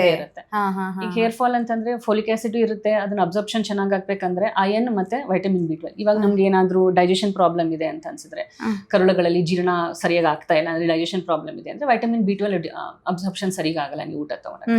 ಸೊ ವೈಟಮಿನ್ ಬಿ12 ಡಿಫಿಷಿಯನ್ಸಿ ಇದ್ದಾಗ ಕೂಡ ಅಯನ್ ಡಿಫಿಷಿಯನ್ಸಿ ಆಗುವಂತ ಜಾಸ್ತಿ ಇರುತ್ತೆ. ಯಾಕಂದ್ರೆ ಇನ್ನೂ ಅಬ್ಸಾರ್ಪ್ಷನ್ ಆಗ್ತಿಲ್ಲ, ಎಲ್ಲ ಇದ್ರಲ್ಲಿ ಹುಟ್ಟೋಗ್ತಿರೋದ್ರಿಂದ ಅದೇ ಸರಿಯಾಗಿ ಡೈಜೆಷನ್ ಆಗ್ತಿಲ್ಲ, ಮೋಷನ್ಸ್ ಜಾಸ್ತಿ ಆಗ್ತಾ ಇರುತ್ತೆ, ಅಥವಾ ತಿಂದಿದ ತಕ್ಷಣ ಮೋಷನ್ ಹೋಗೋ ಅಂತದೆಲ್ಲ ಇದೆಲ್ಲ ಇರುವಾಗ ಎಲ್ಲಾ ವೈಟಮಿನ್ಸ್ಗಳು ಜೊತೆಯಾಗಿ ಕೆಲಸ ಮಾಡೋದ್ರಿಂದ ಒಂದಕ್ಕಿಂತ ಹೆಚ್ಚಿಗೆ ವೈಟಮಿನ್ ಡಿಫಿಷಿಯನ್ಸಿ ಇರೋಂಥ ಚಾನ್ಸಸ್ ಜಾಸ್ತಿ ಇರುತ್ತೆ. ಓಕೆ, ಅಂದ್ರೆ ಒಬ್ಬರಿಗೆ ಒಂದೇ ವೈಟಮಿನ್ ಕೊರತೆ ಅಂತ ಹೇಳೋದಕ್ಕೆ ಆಗೋದಿಲ್ಲ, ಅವ್ರಿಗೆ ಬೇರೆ ಬೇರೆ ವೈಟಮಿನ್ ಕೊರತೆ ಇರುವಂತಹ ಸಾಧ್ಯತೆ ಇರುತ್ತೆ ಅಂತ. ಕ್ಯಾಲ್ಸಿಯಂ ಎಲ್ಲ ತಗೋತಾನೂ ಇರ್ತಾರೆ, ಕ್ಯಾಲ್ಸಿಯಮ್ಸ್ ತಗೋತಾ ಇರ್ತಾರೆ. ಕ್ಯಾಲ್ಸಿಯಂ ರಿಚ್ ಫುಡ್ ಅಂತಂದ್ರೆ ಡೈರಿ ಪ್ರಾಡಕ್ಟ್ಸ್ ತಗೋತಾ ಇದ್ದೀನಿ ಡಾಕ್ಟರ್, ಎಲ್ಲ ತಗೋತಿದ್ದೀನಿ, ಆದ್ರೂ ನನಗೆ ಮೈಕೈ ನೋವಾಗ್ಲಿ, ಮೂಳೆ ಬಿದ್ದಾಗೋದಾಗ್ಲಿ, ಸೌತೋಗೋದಾಗಲಿ ತುಂಬಾ ಆಗ್ತಿದೆ, ಯಾಕೆ? ಅವಾಗ ನಾವು ಏನ್ ಮಾಡ್ತೀವಿ, ವೈಟಮಿನ್ ಡಿ ಏನಾದ್ರೂ ಕಡಿಮೆ ಇದೆಯಾ ನೋಡಕ್ಕೆ ಅವ್ರ ಹತ್ರ ಬಂದು ಹೋಗಿ ವೈಟಮಿನ್ ಡಿ ಪರೀಕ್ಷೆ ಮಾಡಿಸ್ಕೊಳ್ಳಿ ಅಂದ್ರೆ ರಕ್ತ ಪರೀಕ್ಷೆ ಮಾಡಿಸಿ ಒಂದ್ಸಲ ಬಂದು ನೋಡಿ ಅಂತೆಲ್ಲ ಹೇಳ್ತಾರೆ. ಓಕೆ, ಈಗ ಲಕ್ಷಣಗಳ ವಿಚಾರಕ್ಕೆ ಬಂದಾಗ ಅದು ತುಂಬಾನೇ ಇಂಪಾರ್ಟೆಂಟ್ ಆಗಿರುತ್ತೆ. ನೀವಾಗ್ಲೇ ಇದ್ರ ಬಗ್ಗೆ ಎಕ್ಸ್ಪ್ಲೈನ್ ಮಾಡಿದ್ರಿ ಕೂಡ ಯಾವ್ದೆಲ್ಲ ಸಿಂಪ್ಟಮ್ಸ್ ಇರುತ್ತೆ ಅಂತ. ಸೊ ಬಾಯಲ್ಲಿ ಹುಣ್ಣು ಇತ್ತು ಅಂತ ಹೇಳಿದ್ರು ಕೂಡ ಅದು ಒಂದು ವೈಟಮಿನ್ ಕೊರತೆ ಲಕ್ಷಣ ಆಗಿರುತ್ತೆ ಅಂತ ಅಲ್ವಾ ಮ್ಯಾಮ್? ಓಕೆ. ಸೊ ಇನ್ನು ಕೆಲವರಿಗೆ ಉಗುರು ಬೀಳ್ಸ್ಕೊಳ್ಳೋ ಅಂಥದ್ದು ಆ ಥರ ಎಲ್ಲ ಸಿಂಪ್ಟಮ್ಸ್ ಇರುತ್ತೆ. ಲೈಕ್ ಅದು ವೈಟಮಿನ್ ಕೊರತೆಯ ಲಕ್ಷಣ ಆಗಿರುತ್ತಾ ಅಥವಾ ಬೇರೆ ಏನಾದ್ರು ರೀಸನ್ಸ್ ಇರುತ್ತಾ ಅಂತ? ಒಂದೊಂದ್ಸಲ ಇನ್ಫೆಕ್ಷನ್ ಆದ್ರೂ ಇರುತ್ತೆ, ಬಟ್ ಮೇನ್ಲಿ ಯಾವಾಗ್ಲೂ ವೈಟಮಿನ್ ಇದರಿಂದಾನೇ ಆಗಿರುತ್ತೆ. ಓಕೆ, ಬಿ ಕಾಂಪ್ಲೆಕ್ಸ್ ಕಡಿಮೆ ಆಗಿರುವಾಗ ವೈಟಮಿನ್ ಡಿ ಕೆ ಅಂತ ಕರಿತೀವಿ, ವೈಟಮಿನ್ ಇ ಇದೆ, ವೈಟಮಿನ್ ಸಿ, B6 ಅದೆಲ್ಲ ಯೂಶಲಿ ಬೇಕಿರುತ್ತೆ ಇದಕ್ಕೆಲ್ಲ. ಹೇರ್ ಫಾಲ್ ಅದೆಲ್ಲ ಬಯೋಟಿನ್ ಅಂತದೆಲ್ಲ ತುಂಬಾ ಮುಖ್ಯ ಆಗುತ್ತೆ. ನೇಲ್, ಹೇರ್, ಸ್ಕಿನ್, ಚರ್ಮಗಳು ಒಣಗೋಗುವಂತದ್ದು ಒಬ್ಬೊಬ್ಬರಿಗೆ ಅಥವಾ ತುಂಬಾ ಇದಾಗಿದ್ದಾರೆ, ಇದೆಲ್ಲ ಬೇಕೇ. ಓಕೆ, ವೈಟಮಿನ್ ಬಿ12 ಯಾಕಷ್ಟು ಇಂಪಾರ್ಟೆಂಟ್? ಯಾಕಂದ್ರೆ ನಾವು ಸೋಷಿಯಲ್ ಮೀಡಿಯಾದಲ್ಲಿ ತೆಗೆದು ನೋಡಿದ್ರೆ ಹೆಚ್ಚಾಗಿ ಬರುವಂಥದ್ದೇ ವೈಟಮಿನ್ ಬಿ12 ಕೊರತೆ ಇರುತ್ತೆ, ಸ್ಪೆಷಲಿ ಮಹಿಳೆಯರಲ್ಲಿ ಇರುತ್ತೆ ಅನ್ನುವಂಥ ವಿಚಾರಗಳನ್ನ ಯಾಕೆ ಅದಕ್ಕೆ ಅಷ್ಟೊಂದು ಇಂಪಾರ್ಟೆನ್ಸ್ ಕೊಡ್ತಾರೆ, ಯಾಕೆ ಫೋಕಸ್ ಮಾಡ್ತಾರೆ? ವೈಟಮಿನ್ ಬಿ12 ಡಿಫಿಷಿಯನ್ಸಿ ಇರುವಾಗ ಆಕ್ಚುಲಿ ಏನಾಗುತ್ತೆ, ಅದು ನಮ್ಮ ಮಸಲ್ ಡೆವಲಪ್ಮೆಂಟ್ಗಾಗ್ಲಿ ಅಥವಾ ನರ್ವ್ ಡೆವಲಪ್ಮೆಂಟ್ಗೆ ತುಂಬಾ ಮುಖ್ಯ ಆಗಿರುತ್ತೆ. ಅದು ನರ್ವ್ ಡೆವಲಪ್ಮೆಂಟ್ ಅನ್ನೋದಕ್ಕಿಂತ ನರಗಳ ಇದಕ್ಕೋಸ್ಕರ ವೈಟಮಿನ್ ಬಿ12 ತುಂಬಾ ಬೇಕಿರ್ತದೆ. ನಮ್ಗೆ ವೈಟಮಿನ್ ಬಿ12 ಡಿಫಿಷಿಯನ್ಸಿ ಇದ್ದಾಗ ಕಾಲು ಉರಿ ಬರೋವಂಥದ್ದು, ಪಾದ ಉರಿ ಬರೋವಂಥದ್ದು, ಮತ್ತೆ ಮೈಕೈ ನೋವು, ಸುಮ್ಮನೆ ವೇಗ ಏನೇನೋ ಒಂದು ಸಿಂಪ್ಟಮ್ಸ್ ಇಂದ ಬರ್ತಾರೆ ಯೂಶಲಿ ಯಾವಾಗ್ಲೂ. ಸೊ ವೈಟಮಿನ್ ಬಿ12 ತುಂಬಾ ಅವಶ್ಯಕತೆ ಇದೆ. ಯಾಕಂದ್ರೆ ವೈಟಮಿನ್ ಬಿ12 ಡಿಫಿಷಿಯನ್ಸಿ ಇದೆ, ಜೊತೆಗೆ ಅಯನ್ ಡಿಫಿಷಿಯನ್ಸಿನೂ ಬರುತ್ತೆ. ನಾನು ಆಗ್ಲೇ ಹೇಳಿದೆ ನಿಮ್ಗೆ ವೈಟಮಿನ್ಸ್ಗಳು ಎರಡು ಜೊತೆ ಕೆಲಸ ಮಾಡ್ತಿರುತ್ತೆ. ಸೊ ಹೇರ್ ಫಾಲ್ಗಾಗ್ಲಿ ಅಥವಾ ಮೈಕೈ ನೋವು, ತುಂಬಾ ಸುಸ್ತಾಗಿ ಸುಮ್ಮನೆ ವೇಗ ಸಿಂಪ್ಟಮ್ಸ್ ನೀವು ಹೇಳಿದ್ರಿ, ಸುಸ್ತಾಗ್ತಾ ಇರೋದು ಅಥವಾ ನನಗೆ ಎನರ್ಜಿ ಇಲ್ಲ ಅನ್ಸ್ತಾ ಇರೋದ್ರಿಂದ ಮೇನ್ಲಿ ವೈಟಮಿನ್ ಬಿ12 ಇಂದ ಇರುತ್ತೆ. ವೈಟಮಿನ್ ಡಿಫಿಷಿಯನ್ಸಿ ಕಡಿಮೆ ಆದ್ರೆ ಇದೆಲ್ಲ. ಓಕೆ. ಸೊ ಮಹಿಳೆಯರಲ್ಲಿ ಹೆಚ್ಚಾಗಿ ಕಂಡು ಬರುವಂತದ್ದು ವೈಟಮಿನ್ ಬಿ12, ವೈಟಮಿನ್ ಡಿ ಆಗಿರಬಹುದು, ಐರನ್ ಡಿಫಿಷಿಯನ್ಸಿ, ಕಬ್ಬಿಣಾಂಶದ ಕೊರತೆ ಇರುತ್ತೆ ಅಂತ. ಅನಿಮಿಯಾದ ಬಗ್ಗೆ ಕೂಡ ನಾವು ಹೆಚ್ಚಾಗಿ ಕೇಳಿರ್ತೀವಿ ಮ್ಯಾಮ್. ಯಾಕೆ ಅನಿಮಿಯಾ ಬರುತ್ತೆ ಅಥವಾ ಅನಿಮಿಯಾ ಇದ್ದಾಗ ಬಾಡಿಯಲ್ಲಿ ಏನ್ ಚೇಂಜಸ್ ಆಗುತ್ತೆ ಅಂತ? ಅನಿಮಿಯಾ ಯಾಕೆ ಅಂತಂದ್ರೆ ನಾನು ಅವಾಗಲೇ ಹೇಳಿದೆ, ಇವಾಗ ಬ್ಲಡ್ ಇವಾಗ ಹೆವಿ ಮೆನ್ಸ್ಟ್ರುವಲ್ ಬ್ಲೀಡಿಂಗ್ ಅಂತ ಬಂದಾಗ ನಾನು ಎಕ್ಸ್ಪ್ಲೇನ್ ಕೂಡ ಮಾಡಿದೆ, ಇಷ್ಟೇ ML ಇದ್ರೆ ಬ್ಲೀಡಿಂಗ್ ಆದ್ರೆ ಇಷ್ಟ ಇರುತ್ತೆ ಅಂತ ಹೇಳಿದಾಗ. ಸೊ ಅವಾಗ ನಾವು ಬ್ಲೀಡಿಂಗ್ ಜಾಸ್ತಿ ಆದಾಗ ಅಥವಾ ಅಬ್ಸಾರ್ಪ್ಷನ್ಸ್ ಏನಾದ್ರು ಕಡಿಮೆ ಆದ್ರೆ ಅಂತ ಹೇಳಿದ್ರೆ, ಗಟ್ ಇನ್ಫೆಕ್ಷನ್ಸ್ ಆಗಲಿ, ಗಟ್ ಇಶ್ಯೂಸ್ ಏನಾದ್ರು ಇದ್ದಾಗ ಕೂಡ ಅಬ್ಸಾರ್ಪ್ಷನ್ ಕೂಡ ಸರಿಗಾಗೋದಿಲ್ಲ ಅವಾಗ. ಸೊ ಅನಿಮಿಯಾ, ನಾವು ತಿಂದಿರುವಂತ ಫುಡ್ ಅನ್ನ ನಮ್ಮ ಬಾಡಿ ಹೀರ್ಕೋಬೇಕಲ್ವಾ, ಅದು ಹೀರ್ಕೊಳ್ಳೋಕ್ಕೂ ಕೂಡ ನಮ್ಮಲ್ಲಿ ಬೇರೆ ವೈಟಮಿನ್ಸ್ ಬೇಕು ಅದ್ರ ಜೊತೆ ಇದು ಮಾಡ್ಲಿಕ್ಕೆ. ಅನಿಮಿಯಾ ಅಂತ ಬಂದಾಗ ಹಿಮೋಗ್ಲೋಬಿನ್ ಲೆವೆಲ್ಸ್ ಯಾವಾಗ ಕಡಿಮೆ ಆಗುತ್ತೆ ಆಗುತ್ತೆ ನಮ್ಮ ದೇಹದಲ್ಲಿ. ಸೊ ಯೂಶಲಿ ಅವಾಗ ಬ್ಲಡ್ ಸ್ಟೋರ್ಸ್ ನಲ್ಲಿ ಇಲ್ಲಿ ಪ್ರತಿ ತಿಂಗಳು ನಾವು ಹಿಂಗೆ ಬ್ಲಡ್ ಲಾಸ್ ಜಾಸ್ತಿ ಆಗ್ತಾನೆ ಇತ್ತು ಅಂತ ಹೇಳಿದ್ರೆ ಹಿಮೋಗ್ಲೋಬಿನ್ ಲೆವೆಲ್ ಕಡಿಮೆ ಆಗಿ ಅನಿಮಿಯಾ ಆಗೋ ಚಾನ್ಸಸ್ ಜಾಸ್ತಿ ಇರುತ್ತೆ. ಓಕೆ, ವೆಜಿಟೇರಿಯನ್ ನಲ್ಲಿ ಹೆಚ್ಚಾಗಿ ವೈಟಮಿನ್ ಕೊರತೆ ಬರುತ್ತೆ ಹೇಳ್ತಾರೆ, ಹೌದಾ?